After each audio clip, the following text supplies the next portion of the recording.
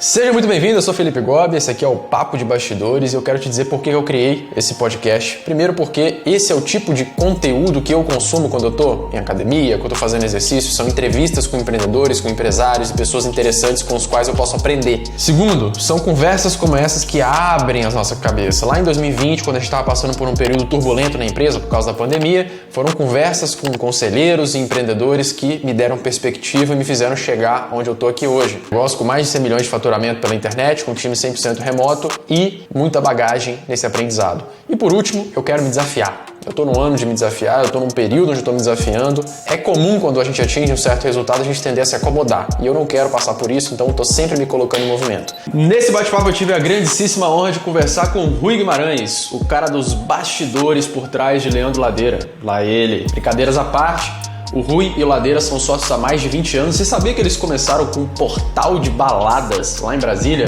Pra quê? Pra ganhar dinheiro? Não, pra poder ganhar ingresso pra entrar nas baladas.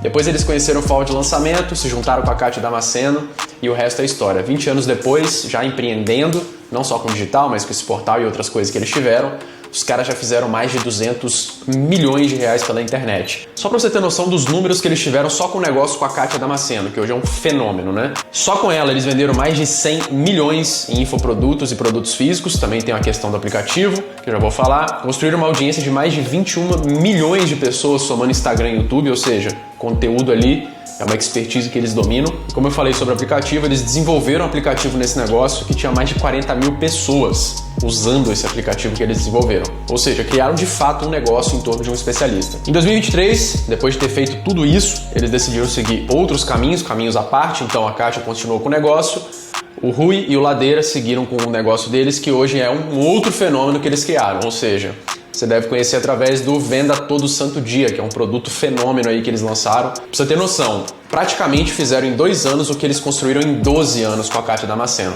Esse é o poder da experiência e da capacidade de execução, da competência que os dois têm. Então nesse bate-papo a gente trocou ideia, por exemplo, sobre o modelo de negócio por trás do negócio da Kátia Damasceno, que fizeram eles faturarem mais de 100 milhões de reais, os princípios por trás da estratégia de conteúdo deles, que fez eles construírem uma audiência de mais de 21 milhões de pessoas com a Kátia Damasceno. E uma coisa interessante, o Rui foi um dos caras que mais investiu dinheiro em tráfego para nichos sensíveis. Então a gente falou um pouquinho sobre isso, porque a Kátia Damasceno atua no nicho sensível. Então como que ele fazia para anunciar e escalar esse negócio para lá de 100 milhões de reais? Agora já na nova jornada dele com Ladeira, como que eles estão estruturando o modelo de negócio dessa nova empresa deles, que tá um baita de um sucesso. E cara, a gente não poderia deixar de falar como que eles mantêm uma sociedade de pé fazendo tanto sucesso depois de 20 anos. Pensando aqui no Rui e no Ladeira, né? Eles estão juntos há mais de 20 anos empreendendo. Então, aproveita, o papo ficou animal, tá cheio de insight e a gente se vê no próximo. Tamo junto. Sejam muito bem-vindos, muito bem-vindas. Hoje eu tive o prazer de receber aqui, estou tendo o prazer de receber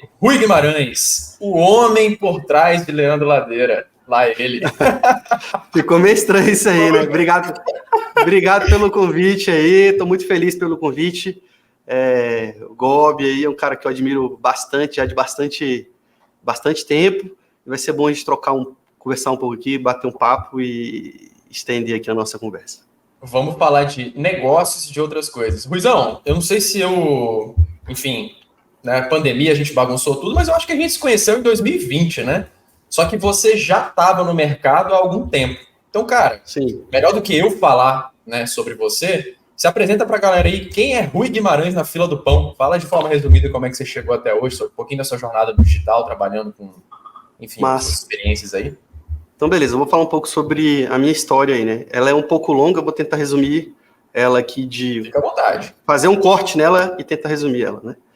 Então, na verdade, eu já trabalho com marketing digital há mais de 20 anos, né? Mais com infoproduto, cerca de 13 anos. Então... Bastante tempo. Quando eu comecei, muito lá atrás, né, na época de faculdade, eu sou formado em análise de sistema de informação que ia fazer em redes de computadores, né? E desde novo eu conheci o meu sócio atual, que é o Leandro. O Leandro estava se formando em marketing na época. E na época, eu ainda não tinha essa cabeça de empreendedor, mas eu tinha vontade de ter o meu próprio negócio, mas como eu moro em Brasília, quem sempre tem uma cabeça mais voltada com o concurso público, né? Sim. E minha mãe também trabalhava em órgãos públicos, né? Então ela era do Ministério da Agricultura e meu pai é professor. Então, eu não vim de uma família rica, mas também não vim de uma família pobre. Mas eu tive a oportunidade de fazer alguns cursos no início, que me deu... hoje eu vejo que foi um ponto importante para eu conseguir evoluir na profissão que eu tenho, inclusive, hoje. Porque as coisas vão se conectando no meio do processo. Só que você só consegue enxergar isso lá na frente. Depois, né? E aí, bem no início, a gente começou... Eu mudei para a mesma quadra do Leandro, aqui em Brasília, que chama Azasul. E na época a gente tinha um site de eventos. Esse site de eventos tinha como objetivo, principalmente, entrar nas baladas em Brasília. Então a gente empreendeu... Era para entrar nas baladas, esse era o objetivo. E como eu não tinha dinheiro para ir em todas as festas que eu queria, eu tinha que arrumar uma forma de conseguir essas entradas nesses eventos.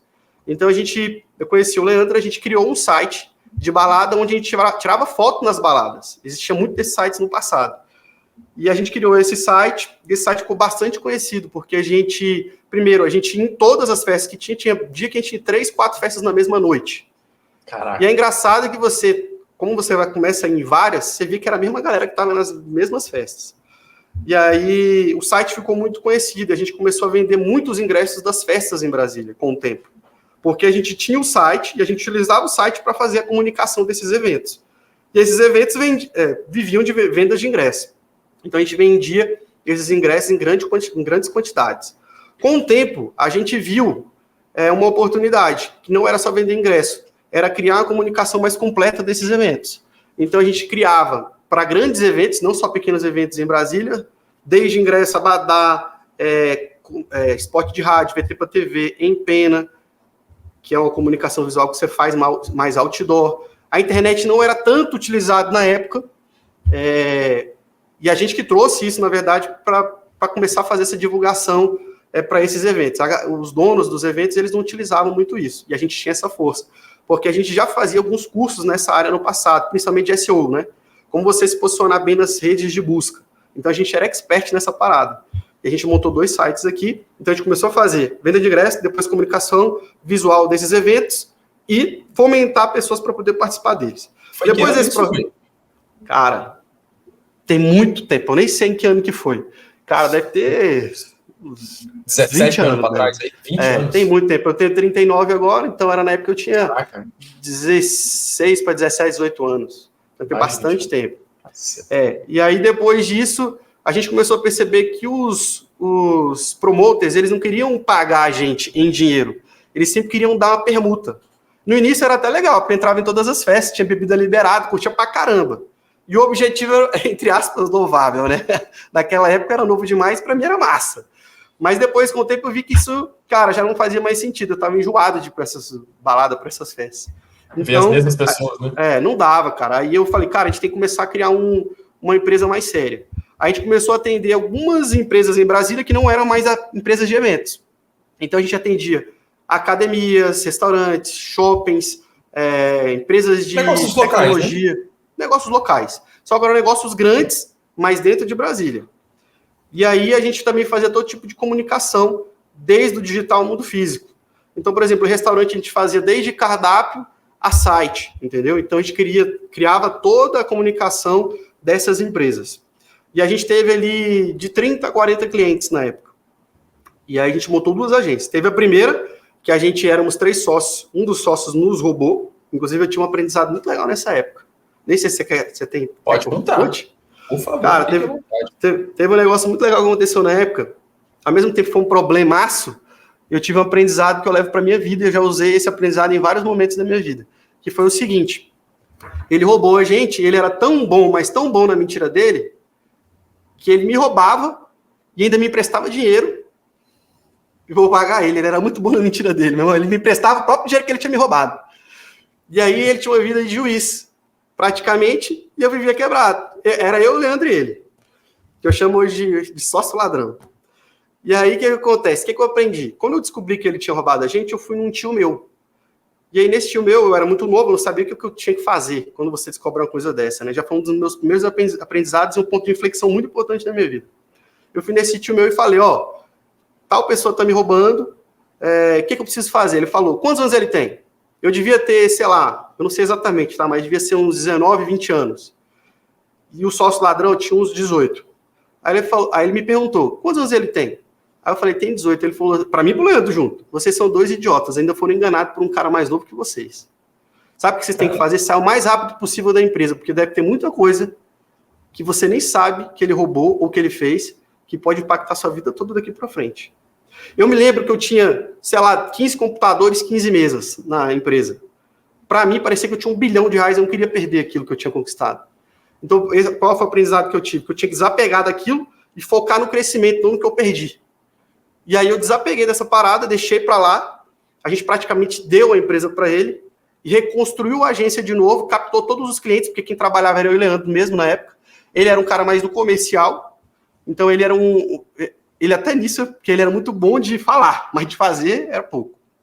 E aí a gente captou rapidamente todos esses clientes, mas a gente entendeu, aí veio um segundo ponto de inflexão, né? Tem vários, mas eu vou falar. Eu fiquei curioso. Vocês chegaram a falar para ele? Cara, estamos saindo fora porque você roubou a gente. Falei para ele, chamei toda a equipe, falei que ele estava roubando a gente, abri o sistema financeiro. Mesmo foi mó quebra-pau. Eu sei como é que não teve morte na história, meu irmão. Foi uma briga generalizada. Hã? Na época eu era magrinho, eu não podia. Na época eu era magrinho, não podia brigar, não. Eu tinha que dar valor à minha vida. Mas aí o que aconteceu? Desapeguei, cara. Falei para todos os funcionários, a empresa acabou naquele dia, a gente meio que se desfez e deu a empresa para ele e continuou criando uma nova agência. Na nova agência, capturei todos os clientes. E a partir daquele momento, a gente percebeu que realmente ele estava roubando. Como é que a gente percebeu? A gente viu que tinha um copo furado na empresa. Quanto mais entrava, mais saía, só que estava saindo para o bolso dele, não estava vindo para o nosso.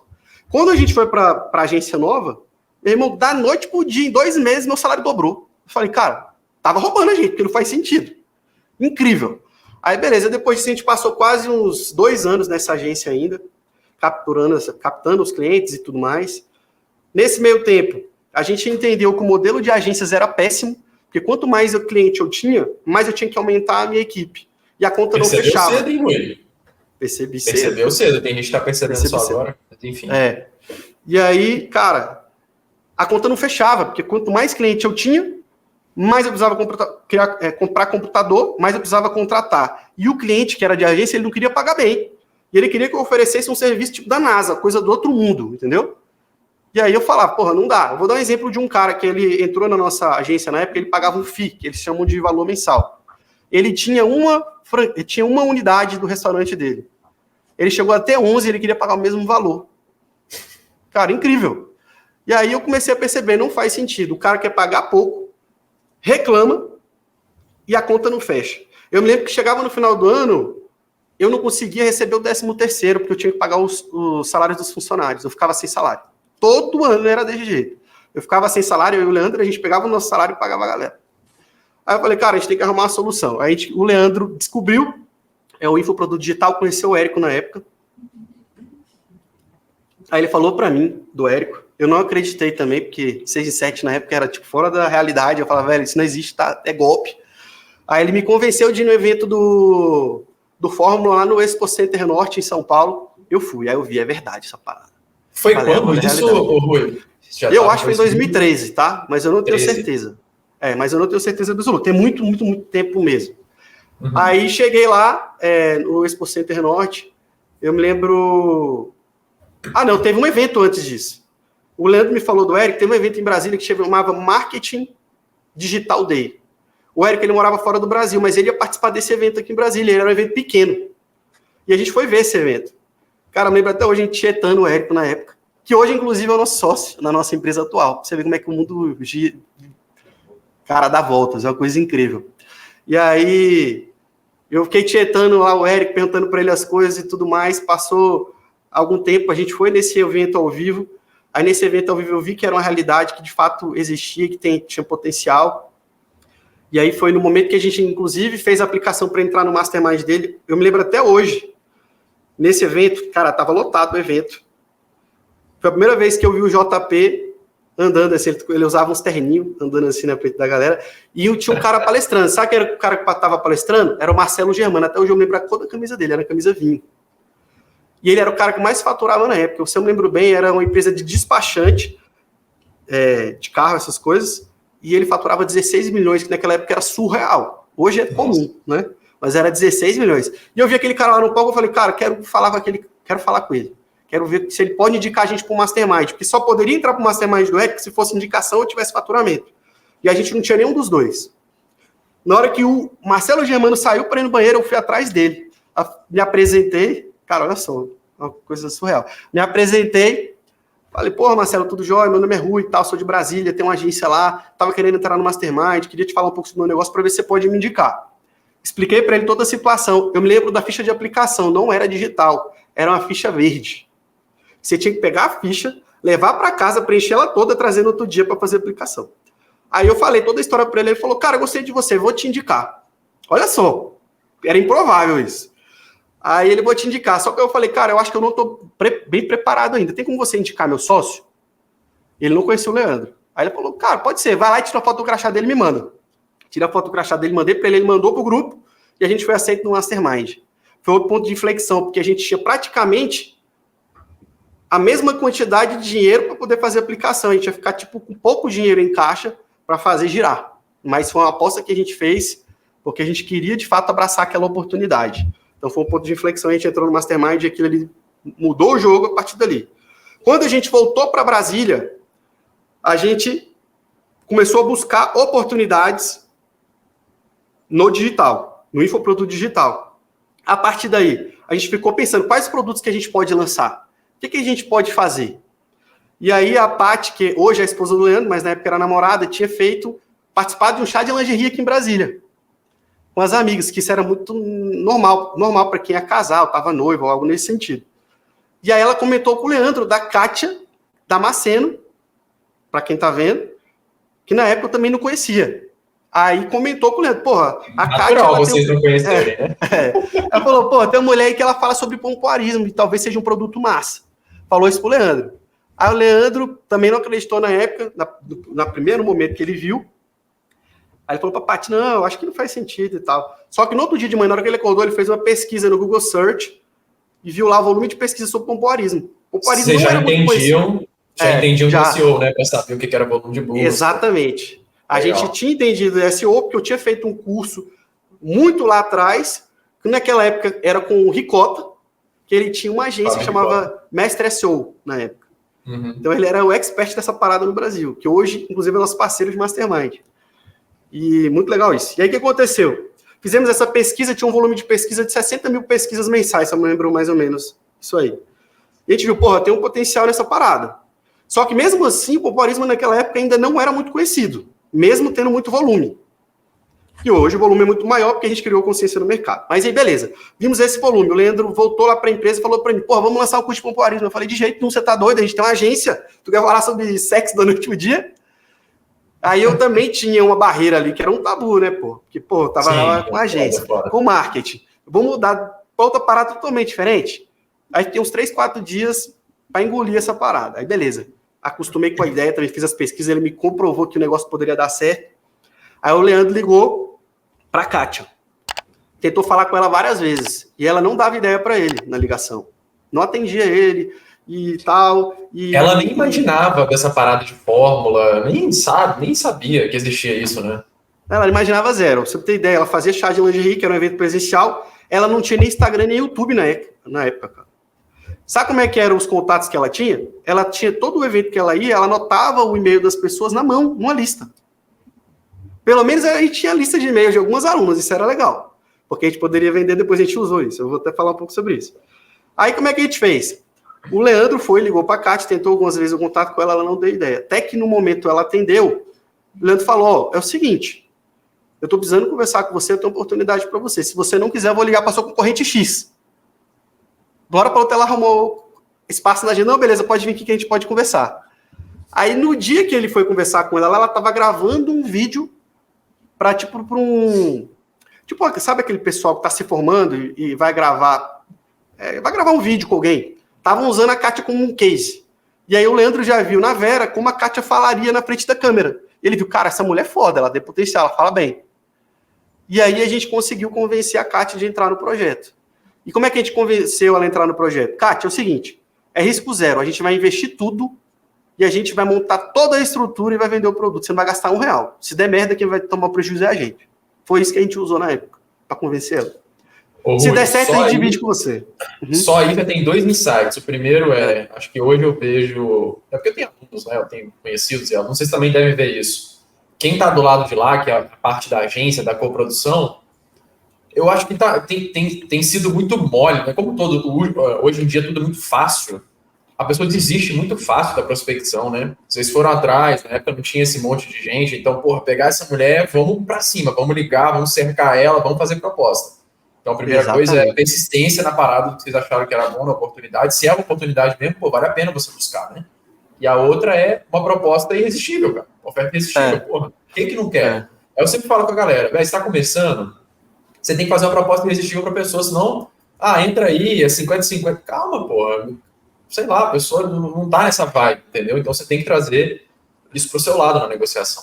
Ainda mais no mundo de hoje, né? Porque antigamente a gente não tinha muito profissional nessa área, era algo totalmente novo. Hoje tem muita gente, então você tem que ter muito diferencial. Então, mais que uma oferta irresistível, você tem que ter, lógico, força de vontade, resiliência e track record, que é o quê? Uma experiência. Para você trazer solução e não ter só uma visão. Eu vejo muito gestor de tráfego, inclusive, errando nisso, né? Minha atividade core é tráfego. Eu vejo muito gestor que quer ser sócio do negócio sabendo só de tráfego. O cara não tem que saber só de tráfego, ele tem que saber de estratégia, ele tem que saber do modelo de negócio, ele tem que saber fazer dinheiro. E às vezes o cara quer ter um pedaço da empresa sem contribuir tanto. Então, acho que você tem que, para ser sócio da empresa, você tem que ter uma visão, tem que ser um profissional mais generalista, especialista. Entendeu? Então, você tem que ser especialista em alguma coisa, mas você tem que ter uma visão generalista. Então, esse é o ponto super importante. Ruizão, vamos entrar nisso depois, quando a gente for você dar explorar um pouco mais esse aprendizado seu, de que você pode deixar de dica para a galera. E aí, beleza, retomando, vocês fecharam com a Kátia, ela falou, não fala com a minha concorrente, não, fala comigo.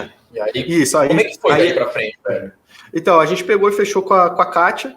Eu me lembro que até quando a gente levou a primeira vez a Kátia na agência, porque a gente já tinha agência de publicidade, a gente tinha umas 12 pessoas no time. Isso depois de ter passado pro roubo do sócio, já ter criado a nova agência, lembro até hoje. Era uma sala de 24 metros quadrados, meu irmão. Pra você ter ideia, era foda. Tinha um banheiro dentro da sala. Se alguém fosse usar o banheiro, todo mundo tinha que correr da sala, meu, que era mais ou menos desse jeito. E a gente levou a primeira vez a Kátia lá na sala da agência, e a gente usava a estrutura da agência para poder montar esse produto. Eu me lembro que nenhum dos nossos funcionários acreditava no projeto. Eles achavam que era balela, era enganação, porque a gente estava utilizando um método que o Érico ensinava. E eles não acreditavam na questão do 6 em 7. E a gente continuou com a ideia, porque a gente acreditava naquele projeto. Aí, depois disso, a gente fez... Eu me lembro que depois da volta do Expo Center Norte lá, a gente fez esse processo todo com a Kátia, foi bem rápido. Em 45 dias, a gente já tinha feito o primeiro lançamento na época. E a gente fez investimento. Eu não vou lembrar exatamente dos números, tá? Mas eu vou arredondar aqui, para você ter uma ideia. A gente deve ter investido R$4.000, voltou uns 87 mil. Isso era na época do Natal, porque o evento foi, em novembro. Aí era, chegando no Natal. Mesmo surreal. Quase fizemos 6 em 7 da primeira vez. Pegamos então, a lista de da Kátia, que eu te falei que a gente anotou. Vocês começaram com o lançamento mesmo, tradicionalzão, já na tora, e não tinha lista. Vocês tinham uma listinha de e-mail, mas era nada, né? Exatamente. Até que ela tinha bastante e-mail, eu não vou lembrar exatamente quantos e-mails eram, mas tinha bastante e-mails que ela tinha anotado. Mas a gente passou todos os que ela tinha anotado na mão, no papel, para o computador. Aí dava para mandar e-mail, tinha uma lista, que era a base de tudo, né? E aí a gente fez esse primeiro lançamento, depois veio os efeitos bola de neve, que a gente fez um lançamento atrás do outro. Então foi esse de 4, foi para 87 mil, aí depois a gente já pulou do investimento ali de 25 para um retorno de 200 e tantos mil, aí depois foi para 400 mil de retorno, depois 1 milhão, e depois o negócio foi evoluindo, múltiplo 7 no decorrer da nossa história. Aí resumindo o nosso processo com a Kátia, né? Que aí eu vou dar um ponto final para essa conversa da Kátia aqui, para não alongar tanto. No caso da Kátia, o que a gente fez? A gente saiu, quais são os nossos números no final das contas?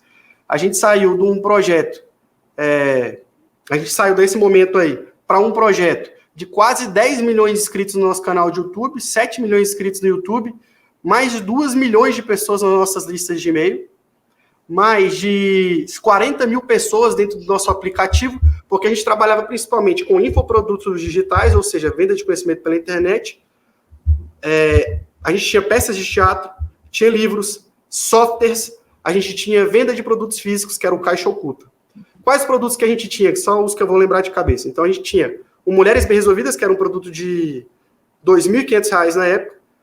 A gente tinha o produto de pompoarismo, que, na verdade, isso aqui é um ponto interessante, porque ele era um módulo do produto do MBR, só que ele tinha tanta atração que a gente separou ele. E um aprendizado que a gente teve nessa época, bem interessante, que eu acho que vale falar, é que a gente, na época, fez um curso do Ryan Dice, e ele falava sobre o Triple Wire, que é tipo você ter um produto de entrada e depois vender um produto em seguida. A gente desconectou esse produto de pompoarismo e colocou ele antes. Uhum. Não, foi o contrário. A gente criou um produto baratinho e colocou ele antes. Que esse produto eu nem lembro. A gente vendia ele para depois vender o de pompoarismo. Só que esse não vendia. A gente não conseguia vender, porque a gente não acertou no produto inicial. Então a estratégia que o Ryan Dice ensinou na época não funcionava. A gente teve uma conversa com o Érico na época, ele falou, tira esse produto de entrada e tenta vender direto. Meu irmão, aí teve uma chuva de vendas do pompoarismo. Aí a gente fazia a venda do pompoarismo com o upsell do produto do Mulheres Bem Resolvidas. No perpétuo, então era né? perpétuo. Então o Mulheres Bem Resolvidas era um produto de lançamento, o pompoarismo era um produto perpétuo. E a gente fazia uma sequência de vendas. Então o pompoarismo era 497, o MBR R$ 2.500, a gente tinha os Segredos da Atração, que era 297, tinha um outro produto que era para homens, chamava Vigor Masculino, a 497. A gente tinha um software que a gente desenvolveu, um aplicativo, que até hoje existe. Quando a gente já saiu desse projeto, eu vou falar um pouco sobre isso daqui a pouco, quando a gente saiu, tinha 40 mil assinantes pagantes dentro desse aplicativo, foi muito legal. A gente tinha peça de teatro que a gente fez em mais de 14 cidades no Brasil, chamava O que pode dar errado na cama. A gente fez em vários teatros grandes, tipo 2.500 pessoas. A gente utilizava mais para a estratégia de branding. A gente também tinha o Caixa Oculta, que era um sex shop virtual, que praticamente a gente gastava zero de investimento e dava ali um retorno de 3 a 5 milhões por ano. Foda. Então, o projeto da Kátia... Oi? Vendia para a base, né? Uhum. Então, o projeto da Kátia foi um projeto muito grandioso, né? A gente ficou com a Kátia durante quase 12 anos, né? A gente saiu no início do ano passado. Eu acho que isso é uma das sociedades do digital que mais durou. Não, 12 anos... Não, é a que mais durou, pelo menos. É a que mais durou.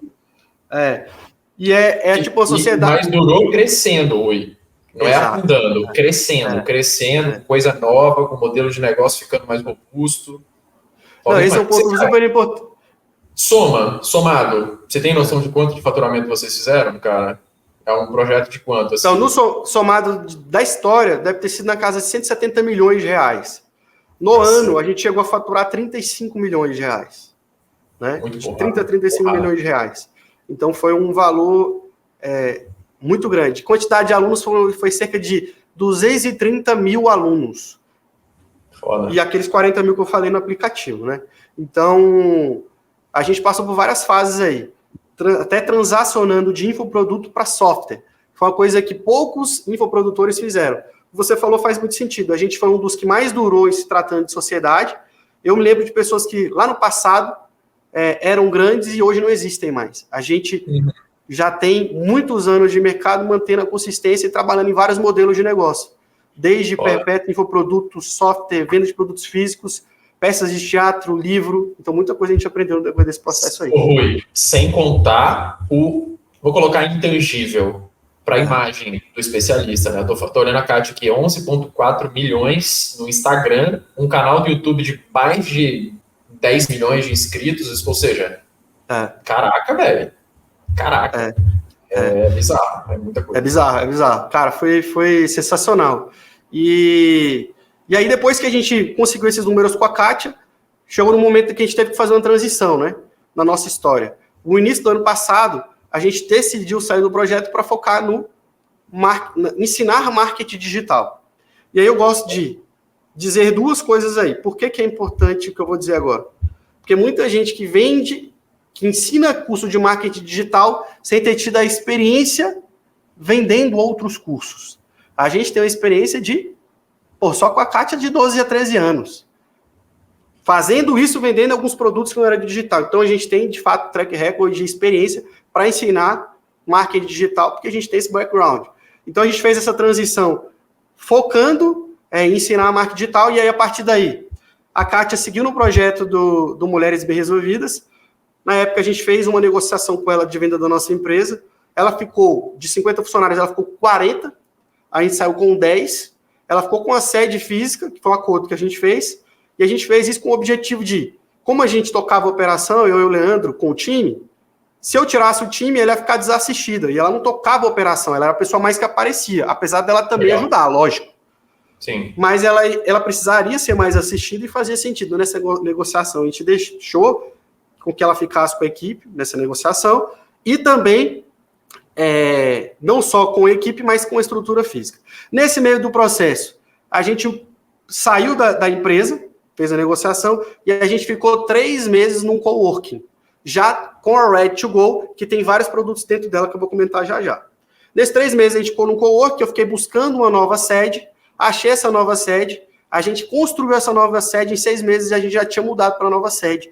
E a gente já tinha, que é o momento atual, agora atualmente a gente tem cerca de 100 funcionários, a gente dobrou o faturamento que a gente tinha com a Kátia no ano passado, tá? A gente chegou, como eu falar ali, entre 30 e 35 milhões, no ano passado a gente chegou na casa de 60 milhões de faturamento no ano, e mais ou menos ali, naquela época, ainda até o final do ano passado, uns 80 funcionários, hoje está com 100, mais ou menos.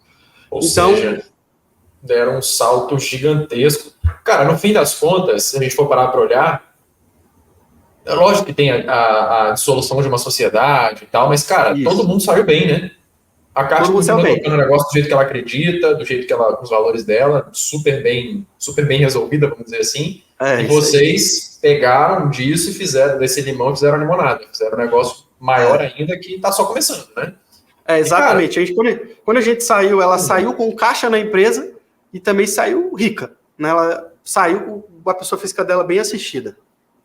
Legal, bom demais, cara. Assim é bom. Assim é bom para todo mundo. E, cara, vem cá, voltando um pouquinho antes da gente entrar no modelo de negócio de vocês do Ladeira, que eu acho que, se eu não vou dizer 100% da audiência que vai escutar isso daqui, 98% conhece, vamos falar um pouquinho de uma coisa que eu tenho até curiosidade. Como é que vocês faziam essa questão de tráfego para o nicho sensível, cara?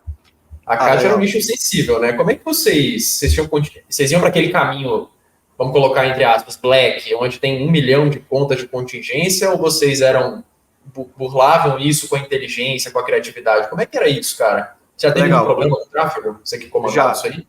A gente teve muito problema com isso no início, e aí eu vou voltar um pouco, e aí eu vou chegar nessa parte que você quer. Tem uma frase que eu gostava de usar muito, quando a gente começou, e foi uma frase que fez a gente perdurar como sócio durante bastante tempo. Porque você concorda comigo, quando você tem muito sucesso, aparecem muitas oportunidades no meio do caminho? Total. E aí você tem que saber dizer não. E aí tem uma frase que eu sempre usava, que falava para o Leandro e para a Kátia, que é onde você foca expande. Essa é a pura verdade. Falava, cara, vamos olhar para o nosso negócio e vamos deixar as outras coisas de lado. Isso funcionou para a nossa sociedade ser longa e também funcionou em relação ao tráfego. Porque como eu foquei num negócio só, eu fiquei muito bom em entender o que funcionava para o nosso nicho. O Leandro ficou muito bom em escrever copy para o nicho de sexualidade. Cara, se você perguntar para o Leandro hoje sobre pompoarismo, ou para mim, eu sei em detalhes para que serve pompoarismo, talvez até mais que um profissional formado na área. De tanto que eu já li, estudei e pensei em anúncios para poder fazer isso. Eu sei as dores do público final. O que ele quer resolver. Eu só não pratiquei. Mas até o aplicativo eu desenvolvi para que elas pudessem praticar. Né? Então, mas inclusive até pompoarismo masculino, mas eu nunca pratiquei não, mas existe. E aí o que aconteceu? Cara, aonde você foca expande. Tudo que você coloca energia, você vai ficar bom naquilo. E o tráfego não foi a mesma coisa. Se a gente levar em consideração que eu investi, a gente teve um retorno de quase 170 milhões de reais na história. E a gente, normalmente, uma empresa de marketing digital investe entre 20% a 30% desse valor em mídia. Eu investi muito dinheiro em mídia. Então, eu tenho o background também para dizer que eu sou um cara que investi muito dinheiro em mídia e que eu tive resultado com isso. E aí, voltando, como a gente não era bloqueado, né? Como é que a gente sabia lidar com isso? O que a gente começou a fazer? Cara, eu foquei tanto nisso que eu comecei a entender as nuances, né, desse mercado. E, entre aspas, todo mundo diz que o nicho de sexualidade é um nicho, entre aspas, black, porque é mais fácil ser bloqueado. Igual, de repente, um nicho de emagrecimento ou de saúde, que também tem esse tipo de problema. E aí eu comecei a entender quais eram as palavras que bloqueavam dentro da minha página, que poderiam bloquear. Quais eram os termos que a Kátia usava dentro de um vídio. Tentativa O contato com a galera lá? Era tentativa e erro ou você tinha contato com a turma lá de dentro? Era tentativa e erro, porque você sabe que o suporte do Facebook, ele não é tão eficiente quanto a gente imagina, né? Então, a gente tem que aprender na raça. Então, eu ia identificando o erro e depois corrigindo. Só para você ter ideia, sabe quantas vezes eu fui bloqueado na história na conta da Kátia? Chuta aí. Não faço nem ideia. Cara, eu fui bloqueado na história, em 12 anos, uma vez. Sai fora, Rui. Uma vez eu fui bloqueado. E eu tinha, apesar de ter contingência, né? Então, o que eu fazia? Eu sabia como fazer a copy para não ser bloqueado, como gravar vídeos para não ser bloqueado. Só disso aqui já se resolve um monte de coisa. Então, eu vou dar um exemplo de algumas coisas que a gente fazia, tá? Para algo prático para quem está vendo. Sim. Primeira coisa que você pode fazer. Toda vez que você vai criar um anúncio na internet, você pode criar uma página que eu chamo de clean e uma página, entre aspas, black. Essa página clean, ela não vai ter os termos que são bloqueáveis. E a página black, entre aspas, vai ter termos mais pesados. Para o tráfego orgânico, eu mando a black. Para o tráfego pago, eu mando a clean. Só que eu sabia quais eram esses termos. E aí eu fazia uma copy limpa e mandava no tráfego pago para aquela lá. Só que você tem que avaliar outras coisas além da copy da página. Você tem que avaliar qual é o URL que você está escrevendo. Porque às vezes o cara escreve, ele coloca lá pompoarismo no URL, vai ser bloqueado. É mesmo? Então você tem que, aí você tem que colocar o nome da URL, inclusive limpo. A mesma coisa em relação ao nome do arquivo do vídeo que você vai subir. Porque às vezes eu posso colocar pompoarismo.mp4 e subir, ele vai identificar e vai bloquear. E também a forma como a pessoa fala. Então a Kátia, ela falava vários termos sexuais dentro da copy. Orgasmo. Porra, ela falava muito orgasmo. E aí eu aprendi um negócio também muito legal, que era como você falar sobre alguma coisa sem falar de uma maneira diferente, em duplo sentido. E aí eu vou falar 2 exemplos práticos disso. Primeiro, o orgasmo. Como é que a gente falava a palavra orgasmo para não ser bloqueado? Eu falava como você chegar no clímax, como você chegar no prazer, como você chegar lá. Então a mulher que está vendo, ela vai conseguir entender se você usar um duplo sentido. Então isso você consegue trabalhar dentro da copy. E eu usava muito isso com o tempo. E eu treinei os meus copies para poder fazer isso. E a gente usava isso em todos os lugares. Além desse duplo sentido, eu também tenho orgulho de dizer que a gente criou um termo que hoje é usado no Brasil todo, pelas mulheres. Antigamente, o pompoarismo era visto de uma maneira ruim, de pejorativa. Lá pelo que era feito na Tailândia e tudo mais, até feito até hoje, né? Só que a gente sabe que o pompoarismo ele não tem só uma visão sexual, ele também tem uma visão muito positiva para a saúde da mulher. E aí a gente criou, ao invés de usar a palavra pompoarismo, a gente criou um novo termo, que chamava ginástica íntima. A gente que cunhou esse nome. E aí depois esse nome estava em tudo quanto é que era blog, site e usado em todos os vídeos de todos os lugares. Entendeu? Então essas foram algumas estratégias que a gente usou para evitar bloqueio. Além disso, contingência, né? Você ter 2 business ali, 2 contas de anúncio. Se uma for bloqueada, você ter os seus ativos separados. Então, públicos separados uma conta, pixel em uma conta. Se for bloqueado, você consegue compartilhar com uma nova conta. Então, são coisas básicas que todo gestor de tráfego e infoprodutor tem que ter dentro do seu negócio. Mas, ô Rui, cá entre nós, 80% do sucesso que você teve anunciando nichos sensíveis, no caso da Kátia, na minha visão, foi muito mais por essa inteligência de trocar os termos do que por contingência. Quando a gente olha nicho black, essa galera black mesmo, os caras vão 80%, 90% para contingência. Não é 2 BMs. É comprar BM na bacia. É um negócio. É porque a visão dessa galera é uma visão que eu digo que é um castelo de areia. Eles não criam um negócio. Ele cria um negócio para fazer dinheiro rápido e partir para o próximo. O meu negócio era criar algo duradouro por um longo período de tempo. Então eu queria entender o porquê que o Facebook estava bloqueando.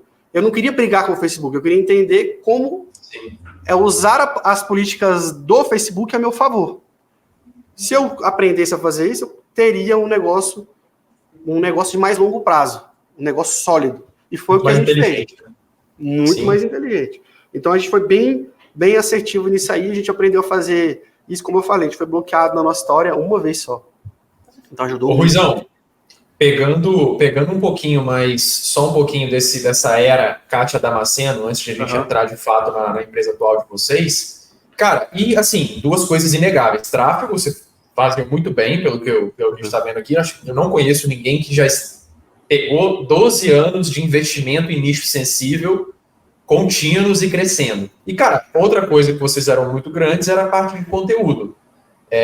Sei que não era você que tocava diretamente, mas o que você pode passar para a galera, cara, de fundamento, não de hack, não de técnica, mas assim, quais fundamentos vocês passavam, assim, que vocês tinham por trás da produção de conteúdo que vocês utilizaram para crescer tanto, assim? Porque 10 milhões no YouTube... Tem várias coisas que a gente poderia falar sobre isso, né? A infinidade de possíveis informações, mas assim, o que eu posso dizer em relação à criação de conteúdo que foi bem assertivo com a Kátia, foi principalmente a gente entender como o expert gostaria de se comunicar. Então a Kátia, naturalmente, ela era uma pessoa que gostava de entretenimento. Ela é uma pessoa que gostava de falar sobre sexualidade de uma maneira divertida. Então a gente começou a potencializar isso. Então a gente transformou, entre aspas, aquele professor chato num professor legal. Rui, sempre foi assim, cara? Desde o início? Ou vocês foram se tocar disso depois? Desde o início. Isso é uma baita da visão, cara. Só que no início a gente tinha uma questão que no início a gente começou a falar sobre sexualidade de uma maneira muito aberta. A gente retraiu um pouco no início para a gente ser mais aceito. E depois que a gente já estava grande, a gente voltou a falar sobre sexo de uma maneira um pouco mais pesada, vamos dizer assim. Mas desde o início sempre utilizamos o entretenimento vinculado ao conteúdo produzido, justamente porque a Kátia já tinha essa vertente e ela era muito boa nisso, ela tem um pensamento muito rápido. A Kátia é uma estrela, ela é muito boa no que ela faz. Então a gente tinha que potencializar e fazer com que ela usasse bem isso. Então a gente utilizava essa analogia mesmo. Não era um professor chato, era um professor divertido que ensinava algo interessante para as mulheres. E querendo ou não, naquela época, sexualidade era tabu, ninguém queria falar sobre sexualidade. Aí tem um caso muito interessante que eu posso comentar, que é o seguinte. A gente tentou gravar com vários influenciadores na época, quando a Kátia estava quando a gente estava começando. E ninguém queria gravar com ela, cara. Porque falava que a Kátia era vulgar e falava de sexo, e ninguém queria se relacionar com sexo, porque era tabu. Aí eu falei, cara, a gente tem que arrumar uma forma de entrar, né, e ser aceito. Todo mundo tinha já, naquela época que ela estava começando, mas tinha uma galera já um pouco mais evoluída, tinha ali seus bons seguidores, né? A Kátia tinha pouco ainda. Aí eu falei, cara, vão ter que nos engolir, igual o Zagalo falava lá, vou ter que arrumar um jeito. Aí eu comecei a bolar uma estratégia, o que a gente vai fazer? Cara, vamos separar um budget da nossa grana. Eu me lembro que a gente separou R$100 mil. Eu contratei 10 influenciadores diferentes. Fui numa agência de influenciadores em São Paulo, na época chamava Snack, eu nem sei se existe mais hoje. E aí contratei influenciadores diferentes, que inclusive esses influenciadores, muitos deles, tem gente que tem 20 milhões de seguidores hoje em dia, 30 milhões. Caraca. Hoje, por exemplo, uma é a esposa do Cossielo, é aquela Tata Staniek, eu acho. Uma loirinha, acho que é a Tata Staniek. Gabi Hip, fizemos com a Gabriela Pugliese, fizemos com uma que foi até namorada de um funkeiro. Cara, teve várias, a gente fez com a porrada. Depois que a gente fez com essas 10 influenciadoras, a gente conseguiu a chancela do mercado. Aí as pessoas conseguiram... Fizeram collabs? Collabs. A gente foi para São Paulo, gravava um vídeo pro canal da pessoa e um vídeo pro nosso canal. A gente sempre utilizava a estratégia de produzir um conteúdo de puta valor e no final a gente dava um e-book gratuito para essa pessoa. Só que o objetivo do e-book, a gente falava assim, baixa o e-book para você aprender 7 exercícios práticos da ginástica íntima. Era mais ou menos isso. A pessoa baixava. Quando ela baixava, eu tinha o e-mail dela, consequentemente tinha a visita dela no meu site, ou seja, o pixel, o público, que eu poderia fazer um remarketing depois. Só que ela não sabia disso, mas o objetivo era esse. E aí a gente começou a fazer esses collabs.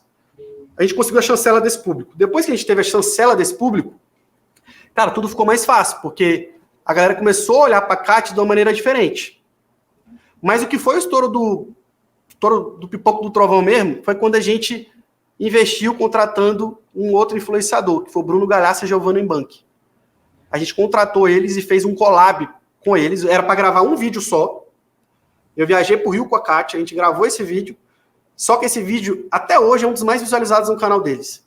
Depois disso, inclusive, ela começou a falar sobre sexualidade e hoje em dia ela tem um canal de sexualidade. Só pra você ter ideia. Na época ela não queria. Só na negociação com o Bruno Galhaço e com a Giovanna Bank, foram 6 meses que eu negociei, porque eles não queriam gravar. Caraca. E aí já era outra agência que não era mais de influenciadores, era agência de famosas celebridades. É outro nível a parada, entendeu? Aí conseguimos a chancela deles. Qual foi outro terceiro ponto marcante? Quando a gente foi no programa do... esse é um ponto, vou voltar um pouco, porque é interessante isso. Eu falei, cara, a gente ainda precisa de mais chancela. Como é que a gente pode fazer isso? Se a Kátia começar a participar de programas de televisão ou ser colunista em alguma revista. Eu falei, vou contratar uma assessoria de imprensa. Aí comecei a precisar de assessoria de imprensa. Eu comecei a perceber que as assessorias de imprensa, na época, elas eram tradicionais. Elas só queriam ir para o mundo físico. Eu falei, cara, eu vou fazer o seguinte, eu vou contratar logo duas, e vou falar uma missão vai ser mundo físico e outra vai ser internet. Cara, foi muito assertivo isso. Eu tive uma duplicidade, um backup de empresas fazendo assessoria dela. Em 3 meses, a Kátia emplacou o Jô Soares. Até hoje eu me lembro. Aí meu irmão, eu fui no Jô Soares com a Kátia. Até eu tenho um vídeo. Eu lá na plateiazinha do jogo. Na última temporada dele, você deixava até uma dedicatória dentro do camarim para ele, cara. Muito legal isso. Ela foi na última temporada do jogo. E aí isso, cara, gerou um boom. Depois daí veio gravação a rodo, todo mundo queria gravar com a Kátia. Aí veio a Mauri Júnior, Sabrina Sato, a loira lá, Ana Hickman, aí veio, cara, porrada de famoso, que você imaginar todos os famosos. Agora começaram a buscar, né? Hã? Agora começaram a buscar vocês, né? Eles começaram a ir atrás de vocês para exatamente. Pra eles. Começaram a ir atrás da gente. E aí, eu me lembro até hoje, teve um mastermind que eu fazia parte, tinha uma pessoa que falava assim, quando a gente começou a trabalhar com a Kátia, sabe o que a pessoa falou pra gente? Ela falou, cara, você é doido, como é que você tá trabalhando com a Kátia? Ela é vulgar. Aí passou, um outro encontro, passou 6 meses, sabe o que essa mesma pessoa falou? Ela falou, porra, a Kátia é autêntica. Cara, como é que pode, né? As coisas. Cara, você vê como é que a visão das pessoas mudam de acordo com as conexões do ambiente que você vive. A gente conseguiu a chancela desse público, as pessoas começam a te ver de uma maneira diferente. Então, essa foi uma estratégia de conteúdo foda, que até hoje funciona, que é você criar collabs com outros influenciadores. É como você colocasse gasolina nas coisas. Então, você trabalhar, por exemplo, que eu falei, entretenimento no seu conteúdo quando couber, collabs, e além disso, você ter, aí eu vou falar sobre um ponto muito importante que eu aprendi. A Kátia, apesar dela ter entretenimento, a gente tinha que ter um equilíbrio nisso. Porque ela não poderia ser só vista como um youtuber ou uma pessoa de entretenimento. Ela também tinha que ser uma pessoa que tem autoridade, porque senão não conseguiria vender o produto dela. Então a gente criava um equilíbrio entre autoridade e influência. Então, às vezes, a gente fazia collabs com celebridades, às vezes a gente fazia collab com famosos, às vezes a gente fazia collab com influenciadores e às vezes a gente fazia collab com autoridades. Então, vou dar um exemplo prático. Quando a gente queria balancear isso, eu ia lá e gravava um vídeo com o Clóvis de Barros, por exemplo, ou com um médico. Aí trazia ela mais para o mundo da autoridade. Às vezes eu queria levar ela para ter mais visualização. Aí você vai falar que não faz sentido, mas a gente gravou com o Whindersson Nunes. Porque o que eu queria fazer? Estourar a bolha. Eu queria que ela fosse vista. Então eu estourava a bolha e depois voltava para a autoridade. Estourava a bolha e voltava para a autoridade. Aí depois levava ela para os famosos. Depois eu levava elas para as celebridades. Então é você analisar, quando você vai escolher isso, não só visualização, mas qualidade do conteúdo que você quer gerar e ter esse equilíbrio entre essas duas coisas. E aí, se tratando de como produzir esse conteúdo no YouTube, aí tem algumas coisas que eu compartilharia aqui, que seria interessante. Não, essa daí já foi papo de mastermind, cara. Já foi dica de mastermind. Então, assim, a gente vê a Kátia e não imaginava que tem tanta estratégia por trás. No sentido de tudo intencional, né? Óbvio, tem coisas que vão acontecer que não são intencionais, mas tinha um plano. Mas essas todas foram intencionais. Essas aí que eu falei foram intencionais. Então, mas a gente foi percebendo, logicamente, no decorrer do processo, né? Sim. E o que é legal disso aí tudo? Quando você tem uma estratégia de conteúdo surreal, você consegue diminuir o seu custo de aquisição. Sim. Então, o seu tráfego pago, ele fica mais eficiente. Com certeza. Porque você consegue mídia, entre aspas, orgânica, que chancela e valida, porque você só compra de pessoas nas quais você confia e acredita. E se o Bruno Galhaço, que tem 30 milhões de seguidores, falar da Kátia, cara, automaticamente já selou um monte de pessoas para comprar o produto. E aí diminui meu custo de aquisição, consequentemente, aumenta a minha margem de lucro no final do ano. Então é tudo correlacionado. Perfeito. E aí pontos que a gente trabalhava nos nossos vídeos de YouTube que são muito interessantes também. E até a galera que está acompanhando aqui é interessante também, até para vocês pegarem. Cara, 3 pontos são importantes para vídeo de YouTube. Primeiro, todo conteúdo que você vai criar, você fazer uma pesquisa, pode ser no YouTube, ou pode ser no SEMrush, que são ferramentas de volume de pesquisa, ou palavra-chave, para você identificar o que tem mais tração sobre aquele tema específico. E aí você sabe quais os títulos que mais performam. Esse é um primeiro ponto que eu daria de dica. É o básico. É o básico de YouTube. É o básico. É. E outro ponto super importante. O tipo de conteúdo, ele ter familiaridade. Efeito novidade, gerar algum tipo de emoção na pessoa que está vendo. Então, vou dar um exemplo prático. Se eu falar sobre Giló, nem todo mundo vai se conectar, porque tem um monte de gente que não gosta de Giló. Mas se eu falar sobre o WhatsApp, todo mundo usa. Então, um conteúdo familiar automaticamente gera mais tração. Primeiro pilar. Segundo pilar, ele gerar algum tipo de emoção. Medo, raiva, nojo. Então, tem algum tipo de emoção? Aí tem a pirâmide do Tony Robbins que fala das emoções. Depois a galera pode pesquisar. Isso vai fazer com que automaticamente esse conteúdo ele seja mais viralizável. Porque se ele gera algum tipo de emoção, por exemplo, você pode falar, pô, eu gostei tanto desse conteúdo que eu vou indicar ele para o Rui. Então esse é o objetivo do vídeo. Ele gerar uma recomendação ativa ou passiva da própria plataforma, através da retenção e quantidade de visualização daquele vídeo. E outro ponto é efeito novidade. O que é o efeito novidade? É você falar sobre um assunto de uma maneira diferente, através de um novo ângulo, não mais da mesmice. Isso vai fazer com que a pessoa se conecte mais a esse conteúdo. E aí isso vai em 3 grandes esferas. É o conteúdo do próprio vídeo, é a thumb e o título.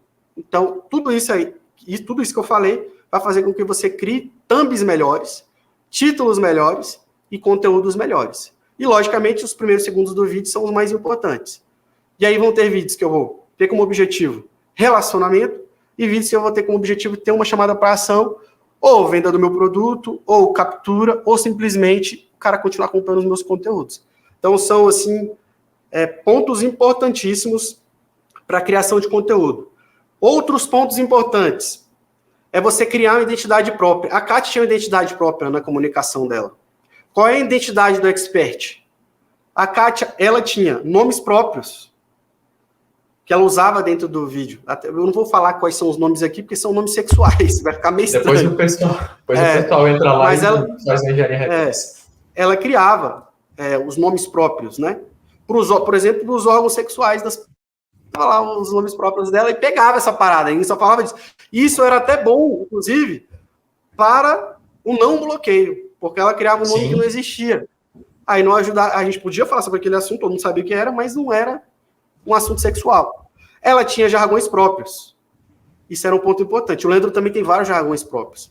Eu ainda estou criando os meus, né? Mas o Leandro já tem deles formatados, porque ele está mais como expert há mais tempo. Sim. A Kátia tinha personagens também. Ela pegava lá a vagina dela, que era a vagina dela, a vagina dela não, era tipo um bonequinho. Era um bonequinho dela. Era um bonequinho dela que ela tinha, que ela usava como um personagem dentro do contexto.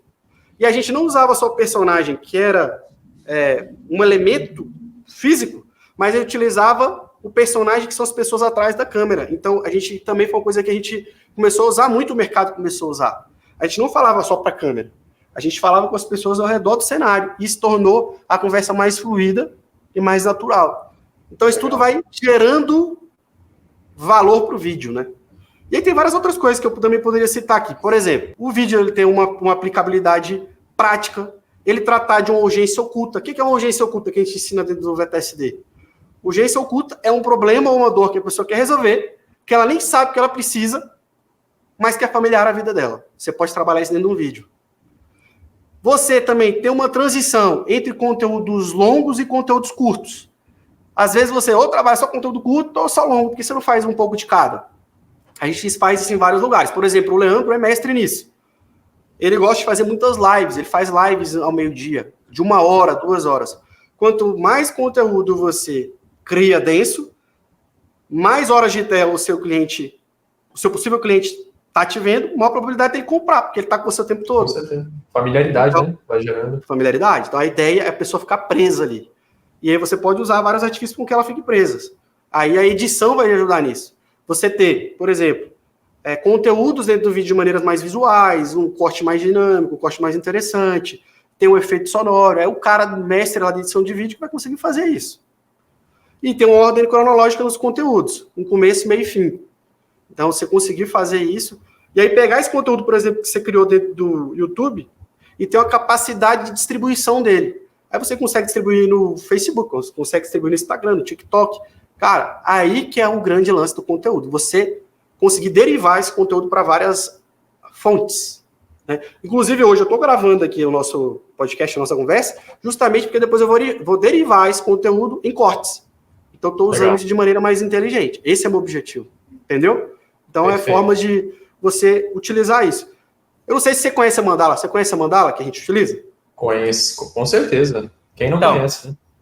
A Mandala é um bom artifício para você utilizar para criar conteúdos de anúncio e conteúdos para vídeo do YouTube. Sim. Por que a gente utilizou a Mandala? Porque fica muito difícil. É a Mandala de anúncios, né? Infinitos, que a gente diz o nome. Por que a gente criou a Mandala? Porque normalmente quando você vai criar uma ideia, você não tem um norte de qual ideia que você vai criar. A Mandala já te traz categorias de conteúdo que você pode criar. Então, a ideia ela fica muito mais fácil de ser criada. Então, você pode ter anúncios de oportunidade, anúncios visuais, anúncios de história, de comparação, de contraste, vários tipos de anúncio ou conteúdos que você pode criar. Problema-solução, demonstração, vários conteúdos que você pode criar utilizando a Mandala, facilita, tanto para YouTube quanto para anúncio. Facilita demais, cara. Cara, todo mundo... Cara, essa parada dessa Mandala que a gente criou foi uma das melhores coisas que a gente já criou. Que é muito boa para criar. A gente usa, inclusive, internamente. Hã? Tem a Mandala aí? A gente até tem a Mandala física aqui, ele vai pegar lá. Eu vou mostrar. Depois a gente mostra e deixa pra galera pegar aqui na descrição também. Show. Quem não conhecer, né? Não sei quem é que não conhece, mas... Enfim. Ruizão, Mastermind sobre conteúdo, hein? Porra, dica filé, cara. Acho que dá... Se a gente fosse colocar... Era Kátia Damasceno, vamos passar um traço aqui, já falamos bastante. Valeu. Cara, aí a gente entra na... Ó, tem até a mandalinha física lá, ó. Chega mais perto da câmera aí. Acho que vai dar para ver aqui. Mas enfim, aqui você tem qual é a fase. Então, se você está na fase de descoberta, relacionamento, conversão, remarketing, se os seus anúncios são de prontidão, urgência oculta ou oportunidade, qual é o tipo? Então você consegue criar anúncios, por exemplo, de mito, clickbait, contraste, prova, dilema, história, oportunidade. Eu não sei se dá para dar o zoom aí, ó. Cara, são vários tipos de anúncios. Mas enfim, a galera vai entender depois. Depois a gente deixa o PDF aí. Mas é bem legal. Depois eu vou ver se eu faço uma dessa física e te mando. Porra, seria um prazer. Vocês usarem aí. Massa. Então, Ruizão, passamos a linha aqui, passamos o traço na era Kátia Damasceno, e aí vocês começam, ali depois, foi no começo do ano passado, pelo que você falou, né? Vocês começam um novo negócio, você e o Ladeira, ensinando marketing digital. Aí, cara, hoje o negócio já é bem grande, né? Vamos colocar assim, em pouco tempo vocês tiveram uma atração muito, muito forte, a gente vai entrar nisso. E vocês já tinham toda a bagagem que você já falou, 10, 12 anos ali de marketing digital somente com a Kátia, então já tinha muita experiência. Mas, cara, ainda assim, o nicho de marketing digital, estamos falando de ontem, né? Vocês entraram no passado na parada. Era um nicho concorrido, vamos combinar, né? É um nicho concorrido pra caramba. Como que foi a avaliação de vocês? Em algum momento vocês pararam para avaliar a concorrência e falaram assim, putz, será que é um bom negócio mexer com isso? Será que eu deveria arrumar um especialista? Ou nem tiveram isso, já foram direto? Como é que vocês analisaram essa questão de concorrência e como é que vocês se diferenciaram, por exemplo? Temos estratégias mesmo. Como é que a gente pensou nessa ideia, né? Primeiro, ela surgiu bem natural. Como eu falei, a gente viveu um marketing digital vendendo cursos de outras áreas. Não da área de marketing digital. Então, a gente tem background para isso. Então, o objetivo principal foi a gente utilizar esse conhecimento e oferecer ele para outras pessoas. Mas por que a gente teve essa ideia também? Primeiro, porque era uma coisa que a gente sempre quis e gostava. Segundo, porque a gente queria despersonificar o negócio, porque a imagem estava só nas costas da Kátia. A gente precisava de um outro negócio para gerar mais solidez dentro da nossa empresa. E a gente decidiu, com o surgimento e a vontade do Leandro também, porque o Leandro, na época, ele também queria fazer stand-up, que era shows de comédia. Ele queria aparecer mais, e uma forma dele aparecer mais, não só como stand-up, que hoje em dia, inclusive, a gente tem um evento que chama Me Dá Uma Ideia, que ele faz stand-up só para pessoas do marketing digital. Então, ele queria aparecer mais. Então, a gente criou esse produto por essa questão de personificação. E a gente também estava despersonificando a imagem da Kátia também dentro do produto da Kátia. Então, já tinha contratado algumas fisioterapeutas para fazer o que ela fazia. Porque a Kátia, ela estava sem tempo, devido à quantidade de demandas que ela tinha no dia a dia. Sim. E realmente a gente começou a fazer isso e começou a vender tão bem quanto ela. Depois, quando a gente saiu, ela até descontinuou isso. Eu não teria descontinuado, para ser bem sincero. Mas foi uma decisão dela, mas aí o negócio já está na mão dela. E a gente decidiu despersonificar, e nesse momento que a gente despersonificou, estava no MBR e VTSD ao mesmo tempo. Então a gente teve uma transição ali. Até que chegou o momento que a gente viu que o VTSD ele estava tendo uma atração maior e a gente estava gostando mais de trabalhar dentro desse segmento. Apesar do projeto da Kátia ser muito bom e ter faturado muito dinheiro. A gente fez muito dinheiro dentro do projeto da Kátia. E não seria qualquer pessoa que sairia de um negócio tão bom, né? Mas a gente decidiu fazer isso. E aí, chegou no momento que a gente conversou com o Érico. O Érico, para quem não sabe, é o pai do Fórmula de Lançamento e foi o principal pioneiro do marketing digital no Brasil. Ele era o nosso mentor e a gente comentou que a gente queria fazer um produto voltado para perpétuo. E a nossa preocupação era que não concorresse com o produto dele. Ele gostou tanto da ideia que ele falou, quero ser sócio. E ele é sócio hoje, a Ignição Digital é sócio da nossa empresa. Então, teve coisas que aconteceram nesse percurso que eu nunca imaginaria que aconteceria. Primeiro, a gente vendeu uma empresa para a Hotmart, que eu não cheguei a comentar nisso, que foi um sistema que era um sistema de recuperação de vendas, que era um software, e a gente ter um percentual minoritário lá de algumas ações da Hotmart, e também ter uma participação do Érico dentro do nosso negócio, que é o nosso mentor. Então, a maior plataforma de meio de pagamento do Brasil e o maior... Nada mal, hein? E um dos maiores players do marketing digital. Então, a gente conseguiu validar isso. Isso foi muito importante. E no passado, eu nunca pensaria que isso poderia acontecer. Mas eu sempre trabalhei para que isso acontecesse. Inclusive, um dia desse me perguntaram, Rui, quando é que você fez o seu primeiro 1 milhão? Cara, eu fui parar para pensar. Vi isso na minha cabeça agora. Tem nada a ver com o que a gente estava conversando. Mas por que isso veio na minha cabeça? Porque eu nem sei quando foi, porque meu objetivo era sempre trabalhar, não era a questão só da grana. Eu não sei quando foi, só para você ter ideia. E provavelmente já tem muito tempo. Faz tempo. Mas não sei quando foi. Faz muito tempo, mas eu não sei quando foi. E tem gente que tem isso marcado na cabeça, eu não sei responder. Eu também não lembro, cara. Cara, porque isso para mim não era coisa, não era uma meta, fazer R$1 milhão. Não era, velho. Minha meta era crescer o meu produto e o meu negócio. Foi uma consequência disso. E aí, voltando para a questão que a gente estava falando.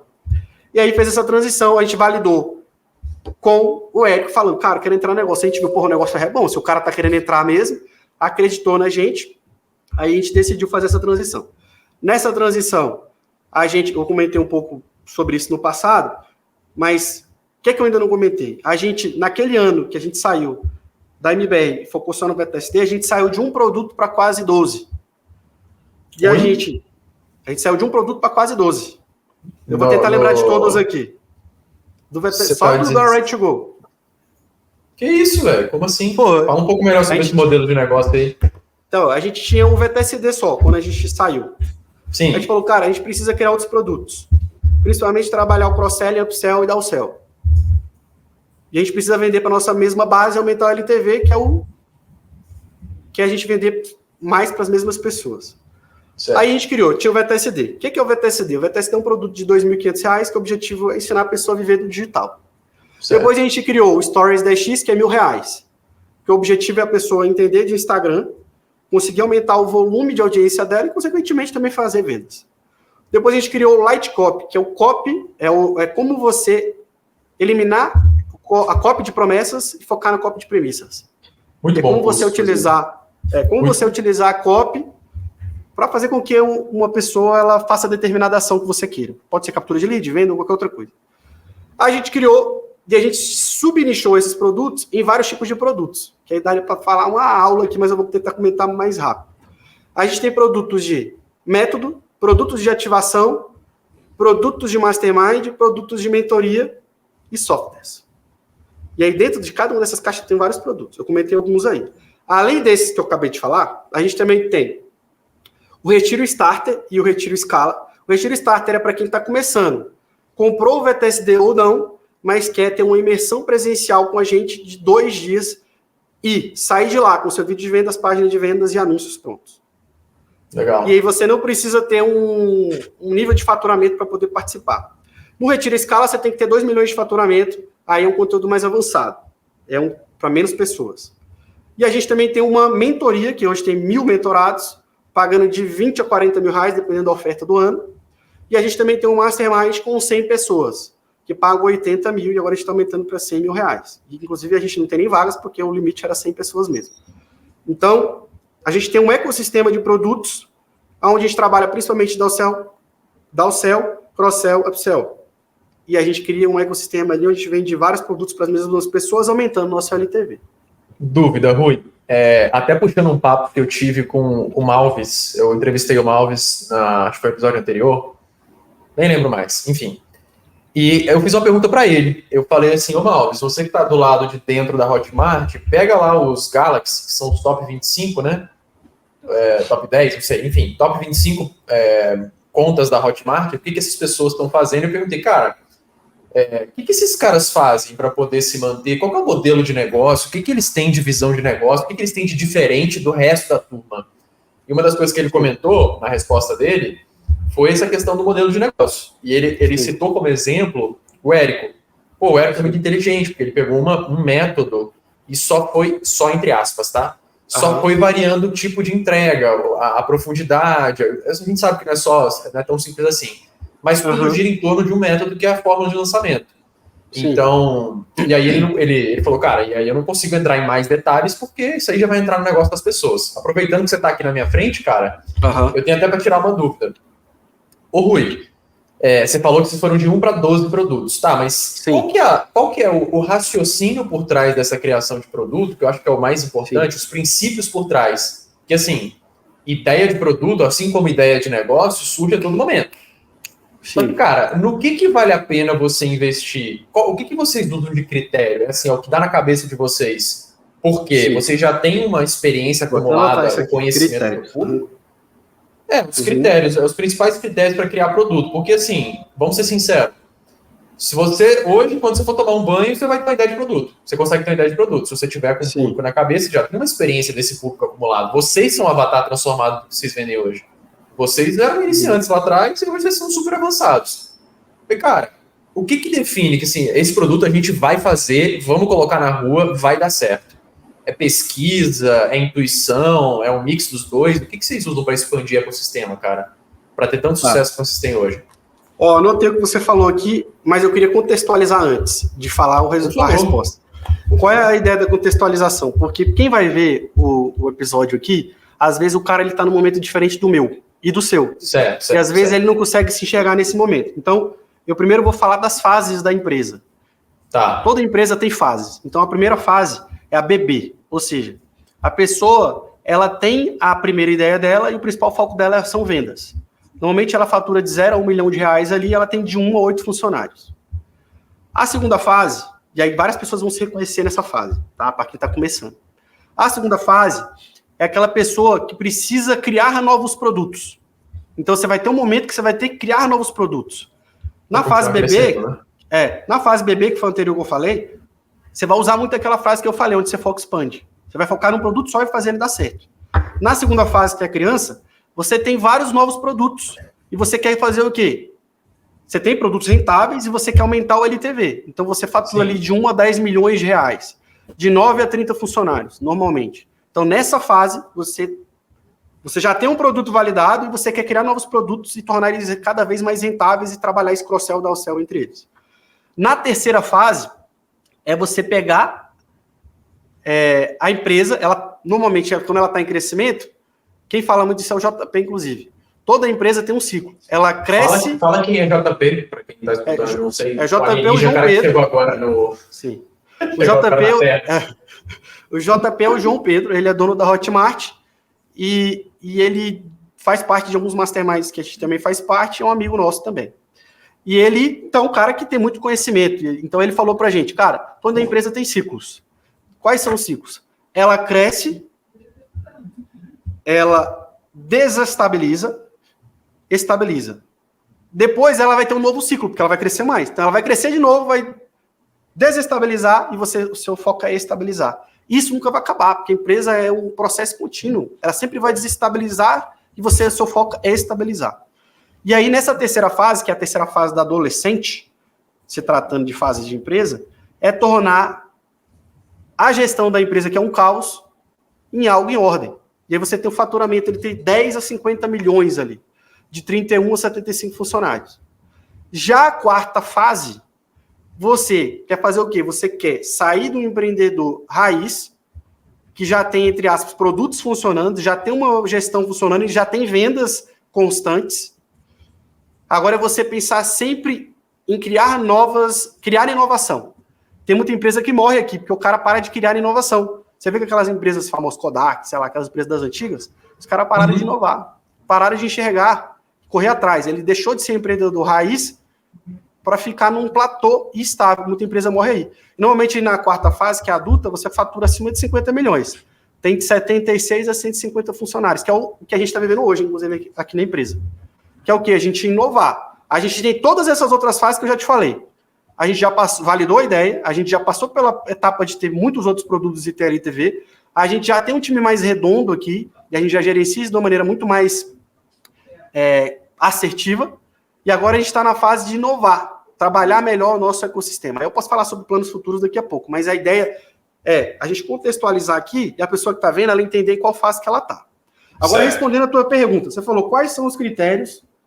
Porque foi rápido de vocês, não foi, Rui? Vocês passaram por essas fases nessa empresa nova, na Ready2Go, muito rápido. Ready2Go é a empresa que você tem coladeira, né? Só para contextualizar também. Isso, foi rápido. Por quê? É rápido hoje, mas por que foi rápido? Porque a gente já tinha o background de 12 anos trabalhando no projeto da Kátia. Então, a gente fez em um ano o que a gente aprendeu em 12 a 13 anos. Um exemplo disso, quem fala muito disso é o Flávio Augusto, que ele fala que o melhor caminho, um dos melhores caminhos de uma empresa é você vender a empresa. Por quê? Quando você vende a empresa, você pode construir a mesma empresa que você demorou 10 anos para fazer em um ano. Então, por isso que é tão interessante, às vezes, você vender a empresa. Mas só para contextualizar, porque isso faz sentido com o que a gente está falando. Mas aí, voltando para os critérios que você falou. Quais são os critérios de você criar um novo produto? Né? Primeiro ponto, eu anotei esse meu caderninho aqui. Primeiro ponto, eu acho que é a necessidade do público final. Isso acaba chegando para a gente. Pode ser através de uma pesquisa ou através de um feedback. Mas, normalmente, o que a gente avalia é o seguinte. Primeiro, o que vai trazer mais faturamento no menor espaço de tempo e com menos trabalho? Esse é o principal ponto que a gente analisa para criar um novo produto. Como a gente pode trazer o maior faturamento no menor espaço de tempo com menor trabalho? Se a gente consegue fazer isso, a empresa tende a faturar mais e ter uma margem maior, dependendo do que for. Então, eu também analiso a margem de lucro, entendeu? Para você, Rui, qual que é o produto, tipo de produto, aí pode dar um exemplo de vocês ou um exemplo de fora, que melhor se encaixa nessa categoria? Mais faturamento, em menos tempo e com menos esforço. O que não mais vai fazer... Curso não, exato. Curso não é tudo trabalho para gravar, não? É porque, assim, É porque é difícil falar. Eu vou falar sobre minha experiência, né? Porque cada pessoa tem uma experiência, às vezes o cara entende de um modelo de negócio, para ele vai trazer todos esses resultados em um espaço de tempo mais curto. Mas baseado na minha experiência, que me fez ganhar muito dinheiro e ter qualidade de vida, foi o infoproduto digital. É o que vai me trazer mais margem de lucro. Então é surreal a margem de lucro que a gente tem como infoproduto digital. Só para você ter ideia, o ano passado a nossa margem de lucro da empresa foi de 54%. É uma margem de lucro surreal, pô. Escalado, vale a pena dizer. Escalado. Eu te falei que a gente faturou quase 60 milhões. Só você fazer o cálculo aí. Vai dar quanto de margem de lucro? É surreal. Entendeu? É lógico que todo ano é assim? Não. Vai ser sempre assim? Não, porque vai ter ano que você vai investir mais em, sei lá, estrutura, ou você vai fazer alguns outros gastos para alavancar a sua empresa e colher isso um pouco mais para frente. Beleza. Mas, se tratando de infoproduto digital, é uma venda de conhecimento onde você não precisa, por exemplo, de um estoque, que era diferente quando a gente tinha um caixa oculta. Eu vendi um produto físico lá na época da Kátia, mas eu tinha que ter um estoque para poder entregar isso rápido. E aí eu tinha um gasto com estoque. Então, você trabalha com isso também, né? Então, porque você precisa do estoque. E aí você tem a questão logística, que é cara no Brasil ainda hoje. E o governo ainda faz questão de atrapalhar o que funciona. Então, meu irmão, é desse jeito. Então, o infoproduto digital, para mim, hoje, é o melhor caminho para quem quer enriquecer rápido. Essa é a verdade. E eu falo do que eu vivi. E eu vejo muitos alunos meus tendo o mesmo caminho. Então, eu acho que o infoproduto digital Perfeito. é uma forma de você conquistar isso. E assim, respondendo a pergunta também que você falou, o que eles têm em comum, né? Até que você perguntou para o Malves. O que eu acho que essas pessoas que estão entre os 25 mais têm em comum? Vocês estão Primeiro, lá, inclusive. a gente está lá. A gente está lá, eu acho que a gente é dentre os 25, é os 2, dentre os 25, que está desde a primeira edição, por exemplo. Com a Kátia e agora com... Então a gente já saiu do projeto da Kátia, a Kátia não entrou esse ano e a gente continuou. Então, legal. A gente está desde o início, né? Eu acho que é só a gente e o Lead Lovers. Eu não sei se o Lead Lovers está esse ano. Mas a gente já vai viajar agora, dia 26, para Istambul, no encontro do Galaxy de novo. Então, inclusive, esse é um ponto importante. Mas o que a gente tem em comum, na minha visão, tá? Primeiro, comportamento. Eu acho que as pessoas têm um comportamento de resiliência. Parece ser clichê, mas é verdade. É o cara que passa por muitos problemas no decorrer da sua história, ele passa por cima desses problemas e continua. Ele erra pra caramba, mas ele erra rápido e continua. Então tem um negócio que eu acho que também é incomum dessas pessoas. Além de serem resilientes, eles estão num ambiente propício. Eles sempre estão numa mentoria ou estão num mastermind. E tem uma frase que eu gosto de falar que é o seguinte: nada supera o ambiente. Se você quer ter um resultado na sua vida, esteja do lado de pessoas que tiveram aquele resultado. Então, essa é uma pura verdade. Nada supera o ambiente. E outro terceiro ponto, que eu vejo que é algo em comum entre eles, e é claro, isso você já até falou um pouco, é o modelo de negócio que funciona. Como eu dei um exemplo na minha história, eu tinha um modelo de negócio de agência que não funcionava, pô. Eu poderia ser o melhor funcionário do mundo, eu poderia ter a melhor entrega do mundo, que eu não conseguiria ter um resultado que eu tenho hoje. Porque o modelo de negócio não me propiciava isso. No infoproduto digital, eu consigo utilizar todo o meu potencial para fazer isso dar certo. Então, o modelo de negócio é muito foda. Aí tem outros pontos que eu também vejo aqui que vieram na minha cabeça. Eu vou falar aqui agora de uns 4, 5 pontos. Primeiro ponto, tá? Eu acho que o cara que tem sucesso, e eu acho que isso é incomum dentre eles, é o cara que tem uma visão clara do que ele quer. Não precisa ser totalmente clara, mas ele tem que ter um plano. E a gente, normalmente, todo final de ano, início de ano, a gente monta o nosso plano para o próximo ano.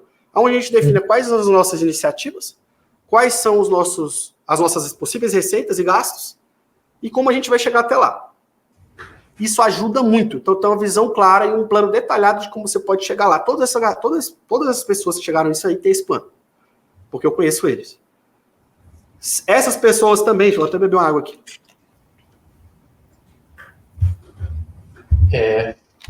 Tem uma turma que acha que cresce na loucura, né? Cresce na loucura. Tem uns que dão a sorte, mas esses aí são fora... São poucos. Aí esses que não têm o plano claro, às vezes eles até conseguem chegar lá, mas não conseguem se manter, entendeu? Então esse que é o grande lance. Segundo ponto, eu acho que esse cara, ele consegue encontrar pessoas fora da curva pro time. Eu não conseguiria chegar onde eu cheguei se eu não tivesse um time bom hoje. Então hoje, eu tenho um papel, além de direcionar o time, encontrar pessoas boas. Eu, inclusive, gosto de participar de alguns processos seletivos que são cruciais para o nosso negócio, porque eu acho que é importante. Então, encontrar pessoas boas e dar recursos para essas pessoas trabalharem. Não adianta a gente querer gravar um podcast se eu não dou uma boa câmera, um bom microfone para o cara gravar e fazer um bom trabalho, entendeu? Então, a gente tem que encontrar pessoas boas e dar recursos para essas pessoas. Um exemplo disso foi agora, tem umas 2 semanas. A gente praticamente renovou todas as nossas câmeras aqui do estúdio, comprou vários equipamentos bons, porque a gente sabia que isso era importante. Terceiro ponto, é o cara ter um marketing inteligente. A gente descobriu um modelo hoje que funciona, que é trabalhar com perpétuo, trabalhar com picos de vendas ou lançamentos. E várias outras estratégias, ou softwares, por exemplo. Então, você entender como você consegue fazer vendas. Porque eu acho que muita gente também erra no seguinte, principalmente no início. O cara, como é que o cara pode quebrar no início? Ele focar na gestão e esquecer da venda. Mas também, se ele começa a vender e não trabalha a gestão, ele também quebra. Então, o cara tem que ter um equilíbrio entre gestão e vendas. O tempo inteiro, né? O tempo todo. Então, é super importante. Então, ter um marketing inteligente, onde foca na venda, mas também trabalha a gestão. Tecnologia. Tu pode ver que isso tem em comum entre eles. Eles querem oferecer uma boa área de membros, ter uma boa plataforma de pagamento. Utilizar a tecnologia para tornar aquele negócio mais exponencial, tornar aquela tarefa repetitiva uma tarefa mais rápida. E criar um ecossistema de produtos onde você consegue monetizar vendendo várias coisas para essa pessoa. Então, acho que são pontos em comum que, normalmente, essa galera que estão entre os 25 que mais vendem na Hotmart, que estão no Galaxy, tem em comum hoje e trabalham, entendeu? Então, aquela frase que a galera fala, enquanto o pessimista ele vê dificuldade em cada oportunidade, o otimista vê oportunidade em cada oportunidade. É muito claro isso, né? Quando a gente olha para a galera, que não é o pessoal que surgiu da noite para o dia, já está há mais tempo ali fazendo, amadurecendo o negócio, conhecendo melhor o público. E até voltando um pouquinho nessa questão de como que vocês criam os produtos para poder continuar crescendo e vendendo, o público está no centro disso, né? Você tinha até comentado, cara, você te pega pela necessidade do público e vai criando. Então, o que vocês têm hoje de eventos, de produto, de tecnologia, é tudo voltado para atender a necessidade do público. Por quê? Vocês já conhecem isso, né? Vocês conhecem bem o público, está na palma da mão, e vocês conseguem. E tem tempo, não é uma parada, não é um negócio que cresceu, que surgiu, que vai embora amanhã. Não, vocês têm um plano de crescimento para atender esse público com diversas soluções, né? E você tem que saber a hora de fazer isso. Esse é um ponto importante, porque às vezes você quer ter muitos produtos antes da hora. Aí você tem muitos pratos para poder segurar, você não consegue segurar tudo. Então, vou dar um exemplo. Eu não tenho o meu curso de tráfego ainda, vou lançar esse ano. Mas eu poderia ter lançado há muitos anos atrás. Mas por que eu não fiz há muitos anos atrás? Porque eu não estava preparado e não era o momento. A mesma coisa o Vitor. O Vitor vai lançar o curso dele de automação agora. Não era o momento dele fazer no passado, agora é a hora. Então ele já está gravando, entendeu? E aí a gente vai encaixar dentro do nosso ecossistema outros 2 produtos. E para toda a base que eu tenho, eu vou conseguir vender esses produtos. Faz sentido. A galera sabe eles sabem que o produto vai ser bom, entendeu? E que a gente tem background para poder falar disso. Foda demais. Cara, e o que vocês olham para o futuro, Rui, em termos de mercado digital? Uma das coisas que o Malvis colocou, ele falou, velho, eu acredito que vai ser muito mais as empresas muito mais focadas em produto do que em marketing. Porque a gente veio de uma era onde se vendia qualquer coisa e não entregava, né? Sim. Então, acho que cria até uma descrença. E ele falou que a coisa vai acabar mudando, né, no futuro. Vai mudar para... O seu produto vai ser o centro do seu marketing, vamos dizer assim. Qual que é a sua visão, cara? Cara, eu não acho que vai ser mais um ou menos outro. Eu acho que vai ser um equilíbrio entre os dois, só que vai se tornar mais profissionalizado. Vai ficar mais profissional. Você vai ter que ter um bom marketing e um bom produto. Não é mais marketing e menos produto. Ou mais produto e menos marketing. Eu acho que os dois vão estar mais profissionais. Então, acho que cada vez mais a gente vai ter um ecossistema maior de produtos para cada um dessas pessoas, desses players. Eu acho que também eles vão utilizar muita inteligência artificial para poder melhorar esses produtos. Eu acho que muita gente está fazendo isso, inclusive a gente está pensando muito nisso aqui. Eu acho que cada vez mais a galera vai usar tecnologia, inclusive melhorar produtos e melhorar marketing. E eu acho que esses são os principais pontos, cara. É profissionalizar o mercado, inteligência artificial, aumentar o ecossistema e trazer mais tecnologia. Para mim, a base do que a gente faz hoje é conteúdo, marketing e tecnologia. Legal. E como é que você encaixa a tecnologia nisso, cara? Até fiquei curioso. Como é que vocês estão encaixando? Como é que vocês veem isso? Hoje a gente faz de várias maneiras. Sempre que eu falei de categorias de produtos que a gente tem, sim, a gente tem uma categoria de produtos que chama de produtos método. Para todo o produto método que a gente tem, quase todos, a gente tem um software. Então, por exemplo, para o Venda Todo Santo Dia, eu tenho um software que chama App Bumper. Esse App Bumper é como se fosse... Eu estou de uma maneira bem clichê aqui, bem ruim. É como se fosse um checklist do que a pessoa precisa fazer para ela chegar no resultado dela. Beleza. E aí eu tenho um software que ele está vinculado a um método. Então, esse software tem muito valor. Porque a pessoa precisa seguir só o passo a passo dentro daquele software, utilizando as aulas como base para executar o que tem dentro do software. Então, a gente tem o App Bumper, a gente tem o Stories 10X, um software do Stories 10X, a gente tem o P3, que já é um software de produtividade, e a gente está criando softwares para outros produtos. a ideia é que agora a gente traga a inteligência artificial para melhorar os softwares que a gente já tem. Então, a gente já tem feito isso. Na verdade, a gente foi, inclusive, um dos pioneiros nisso. Só que a gente não no VTSD, a gente já fez desde a época da Kátia, com o aplicativo do Aperte e Solta na época. Que quase ninguém tinha. A gente criou realmente um aplicativo. Cara, eu não conheço, pelo menos naquela época, um cara que desenvolveu um aplicativo e colocou 40 mil assinantes dentro do aplicativo para utilizar o aplicativo. E realmente o aplicativo ficou muito redondo na época. Que era o quê? A pessoa fazer os exercícios de ginástica íntima e utilizar o aplicativo. O principal foco era a pessoa receber notificação para lembrar de fazer o exercício. Saindo do treino iniciante, intermediário, avançado e manutenção. E ela conseguia, através de um dashboard, acompanhar a evolução dela. Então, a gente desenvolveu software praticamente em todas as empresas que a gente teve. E aí você consegue casar uma coisa com a outra. E um ponto muito importante disso é que quando você tem um software, você se torna menos copiável, porque você tem que ter uma dificuldade maior de ser pirateado ou plagiado, porque você tem uma dor ali muito grande para conseguir fazer isso. Você tem que ter investimento de dinheiro e também tem que ter conhecimento de regras de negócio para poder copiar. Tanto que ninguém nunca fez um aplicativo depois tão grande quanto o da Kátia nessa área, no Brasil, né? Então é um exemplo disso. E é muito bom você também ter software para melhorar a sua oferta. Quando você vai vender um produto, você consegue vender esse produto com uma oferta muito mais interessante, porque você fala, cara, você vai levar mais o software. Porque vai ter essas e essas funcionalidades que um site ou um infoproduto digital que só oferece vídeo não tem. Entendeu? Genial, cara. Essa parada de atrelar o software ao método é muito massa, cara. Visão boa. Nunca tinha. E o mais legal disso aí, e eu não sei se você se ligou, que a inteligência por detrás disso, e quando você tem o software, não basta você só ter o software. Você tem que ter o software e a comunidade que usa o software.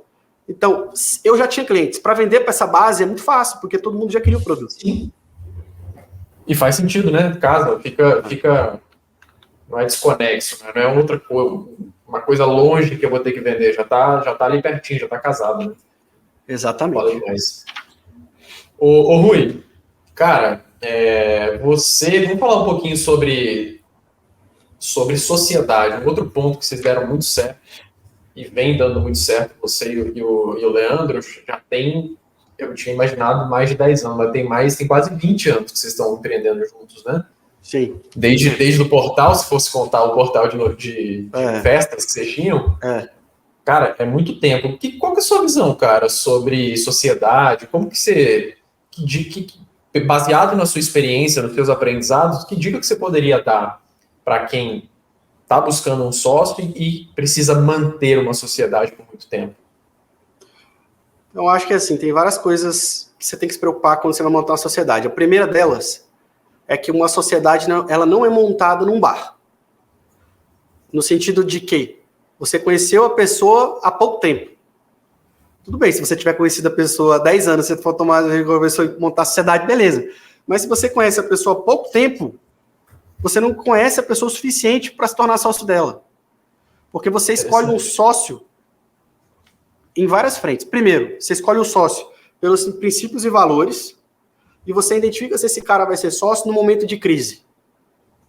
No momento que você tem um problema, ele consegue passar por cima daquele problema e ainda está do teu lado. Esse é um ponto importante também, para ter um sócio que faça sentido, tá dentro do contexto do teu negócio. Eu acho que é um ponto muito importante, no momento de montar uma sociedade, você alinhar muito bem as expectativas sobre os resultados que você espera daquela pessoa e vice-versa, as responsabilidades de cada um, porque isso a gente já teve problema no passado, também não foi só coisas boas, né? Eu aprendi no decorrer do processo, e na época, a gente não tinha as responsabilidades muito bem definidas. Aí a gente começou a falar, cara, você vai ser o cara de copy, o que você decidir, está decidido. Você vai ser o cara de tráfego, o Vitor vai ser o CTO. Então, é mais ou menos hoje como é que funciona, só para vocês entenderem. Eu sou o cara de tráfego, sou o CEO da empresa, mas eu tenho atividade core, que é tráfego. O Leandro é o CMO, é o cara de marketing, mas foca em copy. E o Vitor é o CTO, e é um cara que foca em tecnologia. Lógico que a gente não faz só essas áreas, mas essas são atividades core que a gente acha que faz esse negócio funcionar. que é copy, tráfego e tecnologia. Eu tenho algumas outras atividades que eu sou responsável, o Leandro tem outras e o Vitor tem outras. Mas hoje, o mais legal de tudo é que eu tenho um time muito bom para me ajudar a tocar isso. Então, eu tenho uma COO que me ajuda nas operações e tenho gestoras de projeto que me ajudam a tocar a operação. Então, isso ajuda. Definir as expectativas, definir as responsabilidades de cada um e escolher um sócio com princípios e valores. E toda a sociedade que você for fazer, eu aprendi que você tem que ser um ganha-ganha. Tem que ser bom para a pessoa e bom para você. Eu estou falando isso em se tratando de percentuais. Às vezes o cara, não, eu vou ficar com 70, você vai ficar com 30. Tem que ser justo e tem que ser um ganha-ganha. E isso vai ser alinhado com as expectativas e responsabilidades.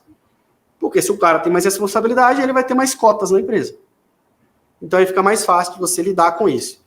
Se pega as grandes áreas, né? Se o cara for responsável por 2 delas e você por uma, porra, o cara tem muito mais responsabilidade do que o outro, né? Mas enfim, Deus vai entender. E eu acho que uma sociedade também é um processo de confiança. Você tem que confiar na pessoa que está do seu lado. Então, chegou no momento da nossa empresa também que a gente tinha muitas discussões, eu e o Leandro, né? Porque eu tenho um ponto de vista, o Leandro tem outro. Isso é muito positivo, mas pode chegar em momentos que você pode ter discussões mais acaloradas, mais fortes. E aí, o que a gente criou? A gente criou o que a gente chama de Sim Senhor. Já viu aquele filme do... Já, do Jim Carrey. Muito bom. Que tudo era Sim Senhor. A gente criou essa parada.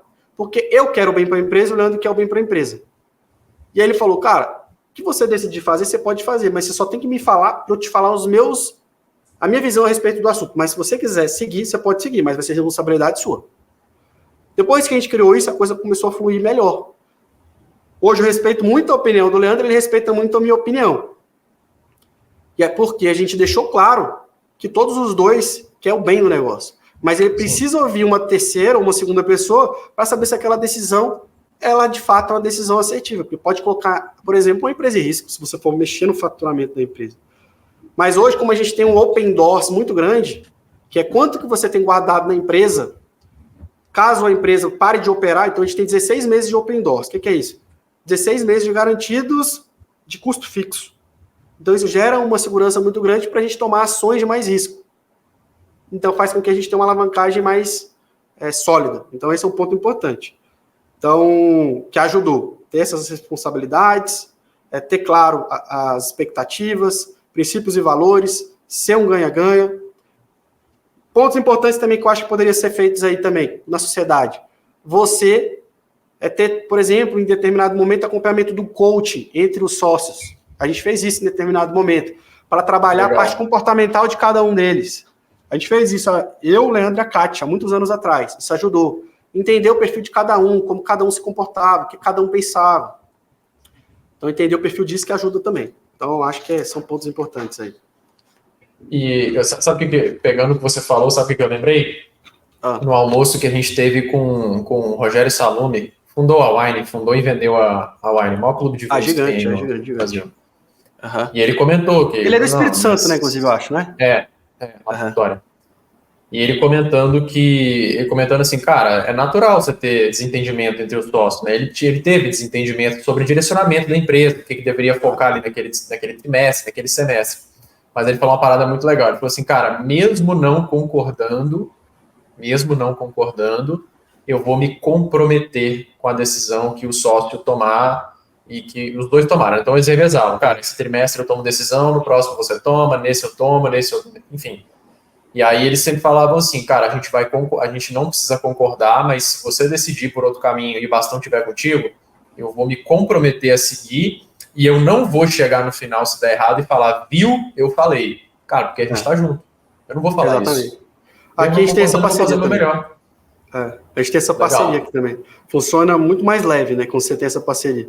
Às vezes o Leandro fala, cara, eu não concordo não, mas o que você decidir, eu tô junto com você, vamos até o fim. Então, aí gera mais segurança. Mas como aqui, normalmente, eu também levo em consideração não só os sócios, isso também facilita. Não é a decisão só minha e do Leandro. A gente não é 2, a gente é 3, mas eu levo muito em consideração a decisão da CEO, que é a Giovana. Então, ela me ajuda a ter visões. Então, não fica aquela briga de De 2 pessoas, quando chega uma decisão certa. A gente tem 4 pessoas. Então, facilita na decisão. Então, o Leandro ouve também muito o Vitor e a Giovana. Então, ajudou muito nesse processo. Agora, eu acho pessoas assim. Agora, principalmente para o infoprodutor, eu lembrei de pontos aqui que são importantes para o infoprodutor. Que se eu soubesse lá no passado, eu não teria errado em alguns momentos.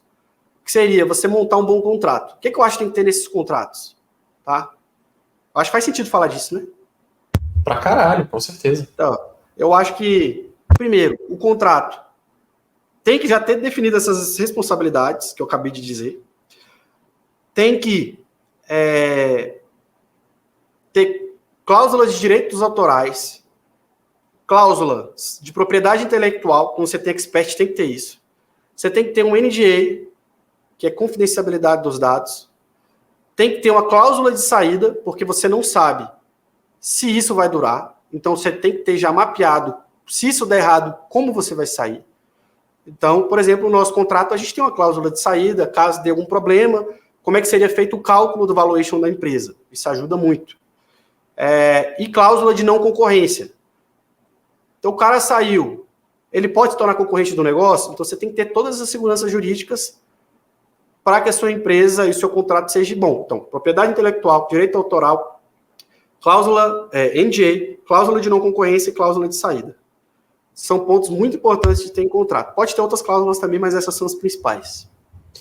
O pessoal não pensa nessa questão de, mas se acabar, na hora de sair, né? Então já é bom ter isso traçado antes, né? Os 2 principais para mim é isso e o ajuste de responsabilidade. Para não ficar aquela coisa, putz, essa bola é de quem? É comigo? É minha? Eu que tomo a decisão? Tudo bem discutir, mas quem toma a decisão sou eu, a palavra final é minha. Porque chega no momento, no início isso não vai fazer muito sentido, porque vocês estão os dois, né, na parada, mas quem quer construir algo já tem que pensar nisso, de fato. Que sim, ajuda demais, e, cara, o contrato redondinho.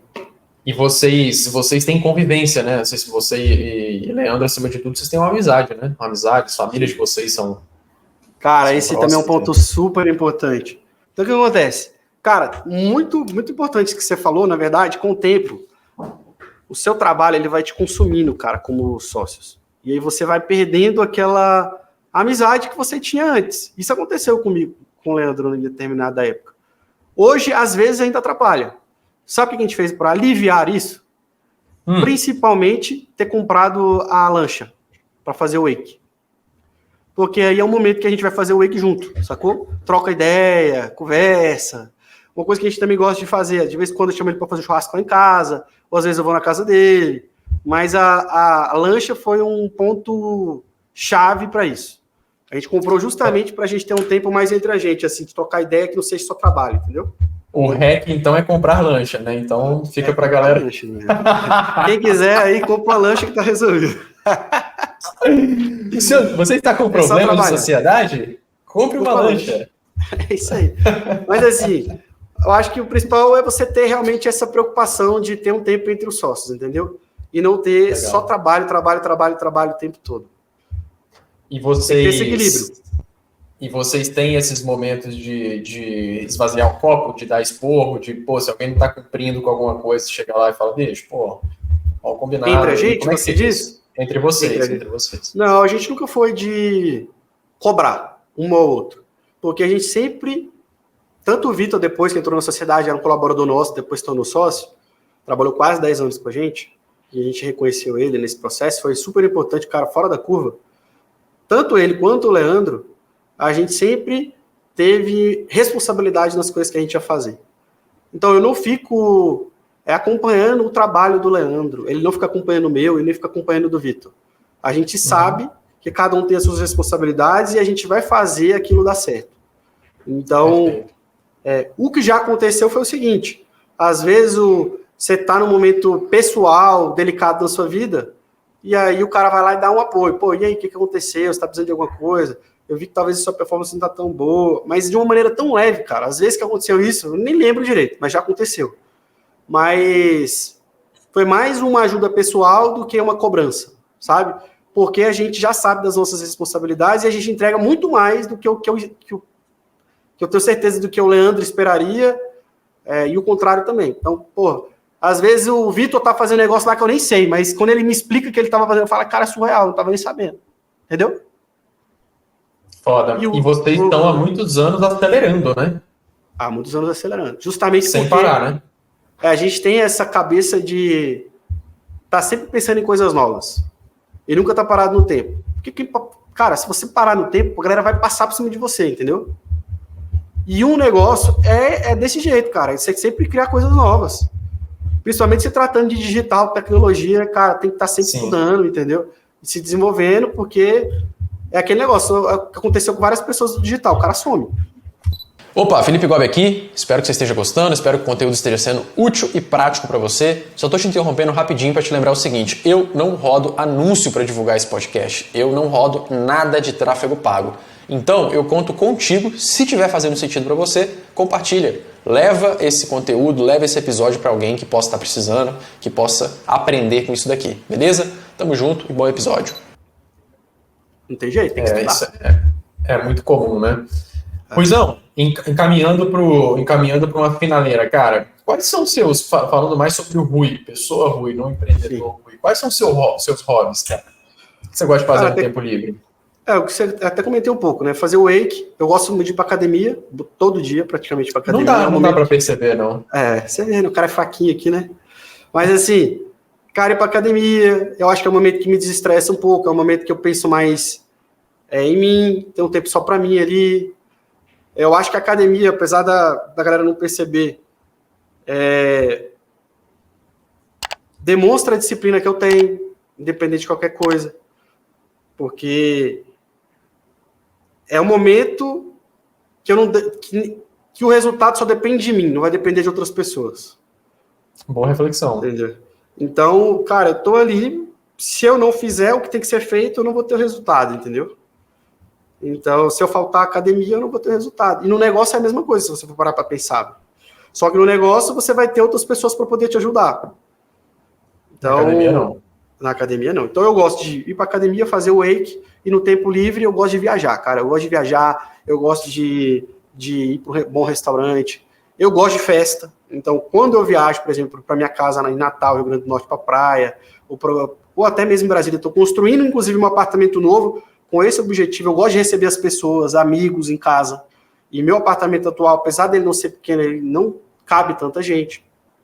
Então, eu tô com um apartamento muito maior agora, justamente para isso. Vou ter fogão a lenha lá, a Deninha, minha esposa, gosta de cozinhar, entendeu? Vai ter piscina legal. Então, eu gosto de receber as pessoas e gosto de estar com a minha família. Então, próximo daqui de Brasília, a gente tem chácaras, entendeu? Então, eu vou lá e fico com meu pai ou com a minha mãe. Então, revejo eles. Eu gostaria de ir mais do que o que eu vou hoje.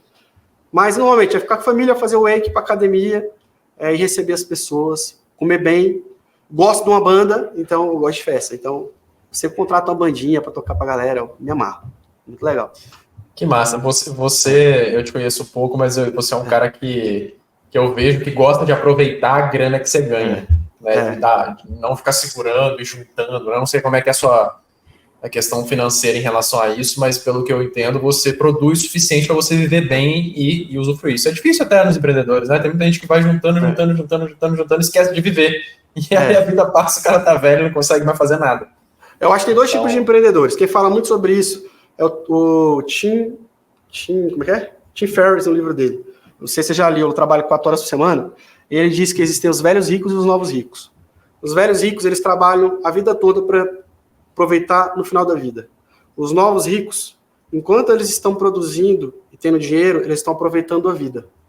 Eu prefiro seguir pela linha do raciocínio dos novos ricos. Mas aí existe uma preocupação em relação a isso também. Porque a gente tem que se enxergar em cada momento de vida que a gente tem.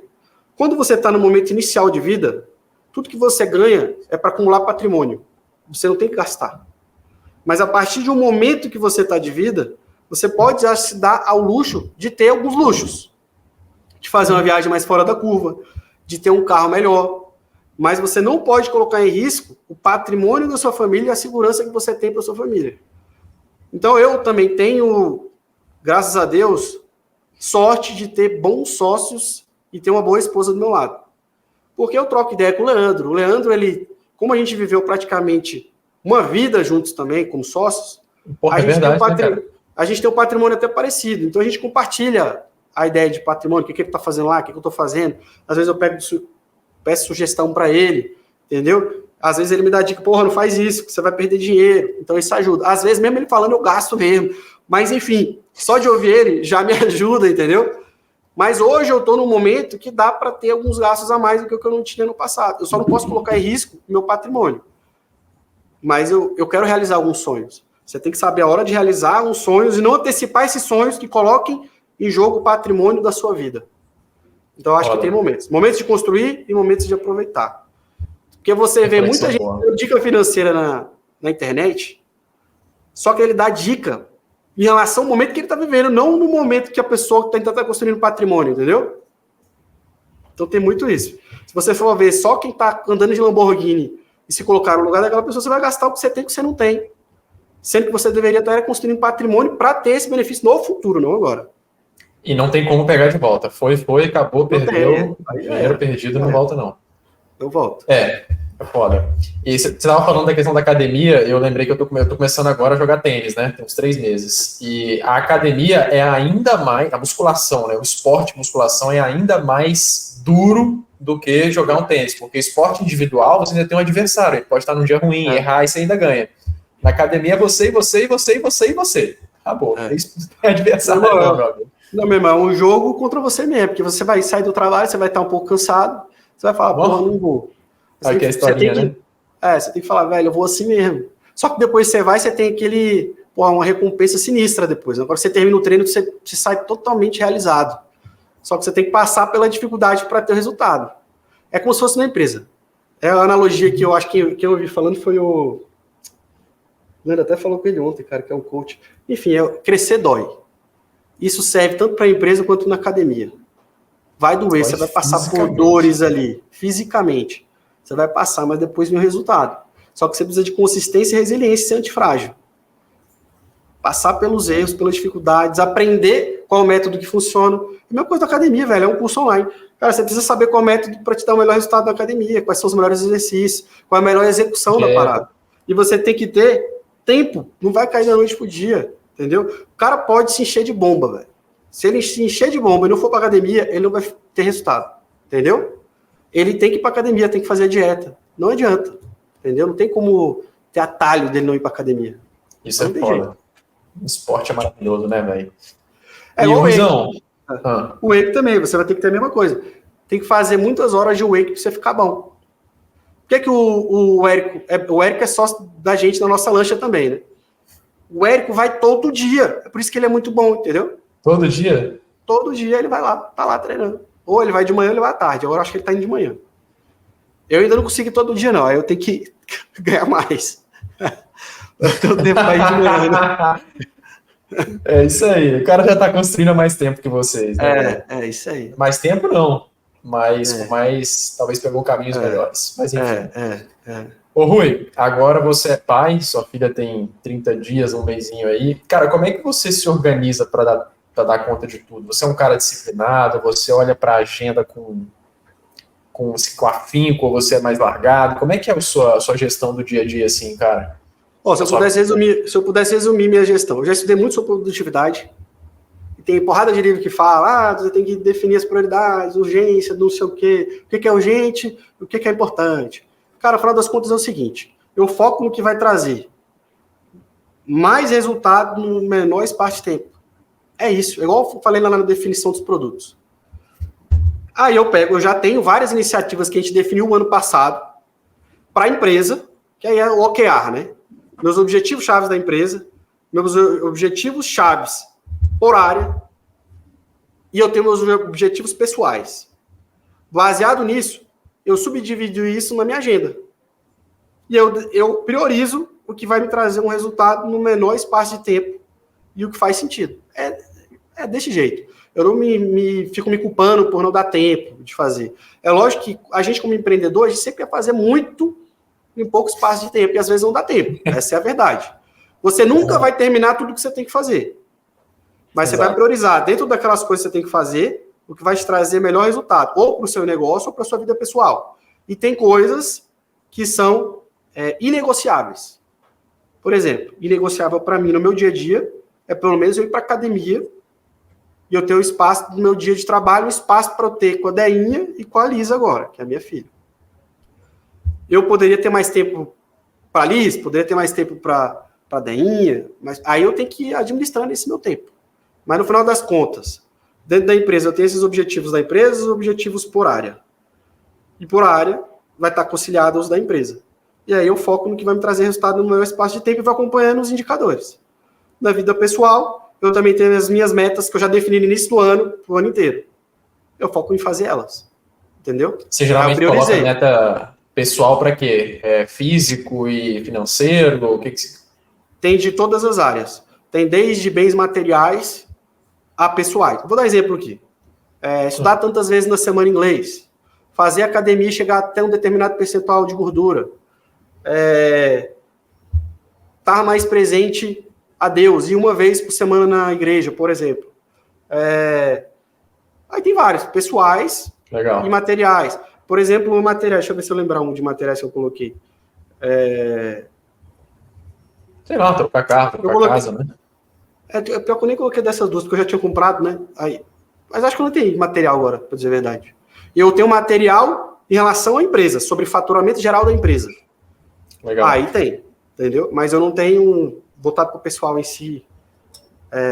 Não. Eu coloquei, para questão de organização das minhas holdings pessoais, que aí tem a ver com a questão física e patrimonial. Aí tem umas coisinhas assim. Mas eu tenho pessoal e na empresa. São coisas que a galera... Eu costumo dizer que o cara que não tem meta não sabe para onde vai. É igual você decolar um avião sem saber para onde vai, né? Pode cair. Exatamente. Pode cair. Inclusive, você não sabe para onde vai. Eu falo, geralmente na empresa, normalmente, a gente tem o planejamento anual, OKR, daily e weekly. São essas. Isso já resolve pra caramba. Se eu fosse adicionar uma, eu colocaria planejamento trimestral. Trimestral para rever o trimestre ali é fantástico para discutir os indicadores, E, Ruizão, cara, pra gente finalizar, finaleira, não sei se você teve algum conselho, com certeza você teve, você até soltou alguns aqui, mas vamos lá, olhando para quem tá nessa jornada do digital, você já tá há muitos anos nessa jornada, você conhece muita gente que tá há muito tempo, você tá na vanguarda do mercado desde sempre, vamos colocar assim. Que conselho que você dá, cara, para o cara que está ali nos 6 dígitos, querendo ir para o 7, querendo crescer nesse mundo digital? Que conselho que você daria para o cara que está pilotando esse negócio, velho? Você está falando da questão mais técnica ou poderia ser de maneira mais geral, assim? Eu acho que pode ser de maneira mais geral, algo que vai fazer mais sentido, não técnico. Técnico o cara acha, né? Algo de mentalidade, uma visão. Então, eu acho que eu até falei um pouco sobre isso. Eu acho que tem 3 frases aí que eu falei durante a nossa conversa, que faz sentido, que fez diferença na minha vida aí. Que é, aonde você foca, expande. Tem uma frase que o Leandro disse também, que eu acho muito legal, que é, comece rápido e tenha paciência para ter resultado. Tem a galera que é muito ansiosa, quer ter o resultado da noite pro dia, como você viu aí. Eu demorei alguns anos, 12 anos, para faturar 170 milhões de reais, mas quer dizer que eu não tive resultado lá no início? Não tive o resultado que eu queria na velocidade que eu queria. Mas eu tive um puta de um resultado no decorrer do tempo. Então, você entender que você precisa primeiro colocar energia para esse resultado voltar. E talvez ele não venha tão rápido quanto você imagina. O exemplo disso é até a academia que a gente estava falando. Então, outra frase que eu usei na minha história, o Leandro gosta de usar muito ela, inclusive. Não é minha frase, mas, na verdade, eu abracei essa frase para a minha vida, né? Isso desde a época da agência, que é: descubra a paixão das pessoas para engajá-la em sua causa. Isso para o marketing, para o que a gente faz, é muito importante. Porque é o seguinte, se você descobre quais são as dores, quais são os sonhos dessa pessoa, você consegue entender qual a urgência oculta e o que move ela. E se você fala sobre isso, você traz essa pessoa para próximo de você. Então, isso é muito, muito foda. E também tem a última frase, que é o seguinte, que é uma frase também meio clichê, mas esteja disposto a fazer, mais ou menos assim, se você só estiver disposto a fazer o que é fácil, vai ser difícil. Agora, se você fizer o difícil, sua vida vai ser fácil. Então, a verdade é essa. Então, cara, não vai ser simples. Tem muita gente que reclama, que é tudo de mão beijada. Na verdade, cara, você vai ter que fazer o quê? Vai ter que trabalhar, arregaçar as mangas, fazer a coisa acontecer, entendeu? Você não vai acertar de primeira, você vai ter que corrigir na rota no decorrer do processo. E a gente fez a mesma coisa. Só que hoje, diferente do que quando a gente começou, você tem uma porrada de mentores para poder te ajudar nisso. Lá no início não tinha tantos assim. Hoje você vai no Instagram e manda mensagem para a pessoa, né? Direto. Não existia isso. Tem gente que fala que hoje é mais difícil, na verdade é muito mais fácil. Muito mais fácil. Por esses caminhos, realmente... Cara, é só você pensar, você consegue criar uma página de vendas muito mais fácil, você consegue criar um anúncio muito mais fácil, você consegue mandar e-mail muito mais fácil, tem todas as ferramentas do mundo aí para você utilizar, português, brasileiro, tem tradução, tem inteligência artificial, cara, tem tudo na mão o cara fazer, é só o cara ter vontade de fazer. Concordo muito. Agora tem muita coisa que atrapalha a sua produtividade hoje em dia, né? Você tem tanta informação que ao invés de você focar numa coisa, você faz um monte de outras coisas que não era o que você tinha que fazer. Mas aí isso entra também numa competência que a pessoa tem que desenvolver, né? Esse é o problema dela. O caminho está aí mais fácil. Para percorrer o caminho, você tem muito mais ferramentas e muito mais recursos. Essa preparação antes vai do que a pessoa quer também, né? Quando você está na necessidade, quando você realmente precisa, você vai dar um jeito de focar naquilo. Então, vale a pena a pessoa investigar. Se ela está preguiçosa, procrastinadora, se o caminho está aí, ela não está conseguindo percorrer, isso aí, busca recurso, terapia, vai resolver isso antes, porque isso vai te atrapalhar na jornada. Agora, tá com a fome, é porque talvez não tenha tanta fome, né? Não tenha tanta necessidade, a fome não seja tão grande ainda. Quando for, ela vai dar um jeito de perseguir o negócio e com certeza o caminho tá mais fácil de fazer. O Napoleão Hill até fala disso. O Napoleão Hill até fala disso, né? Que você tem que ter um desejo ardente, um desejo tão grande que vai te fazer o que você precisa ser feito. Né? Você não tem que fazer só o que você quer. Quem faz só o que quer é criança. E às vezes nem criança faz. Entendeu? Você tem que fazer o que precisa ser feito, cara. Porque o pai não deixa, né? É isso aí. É isso aí.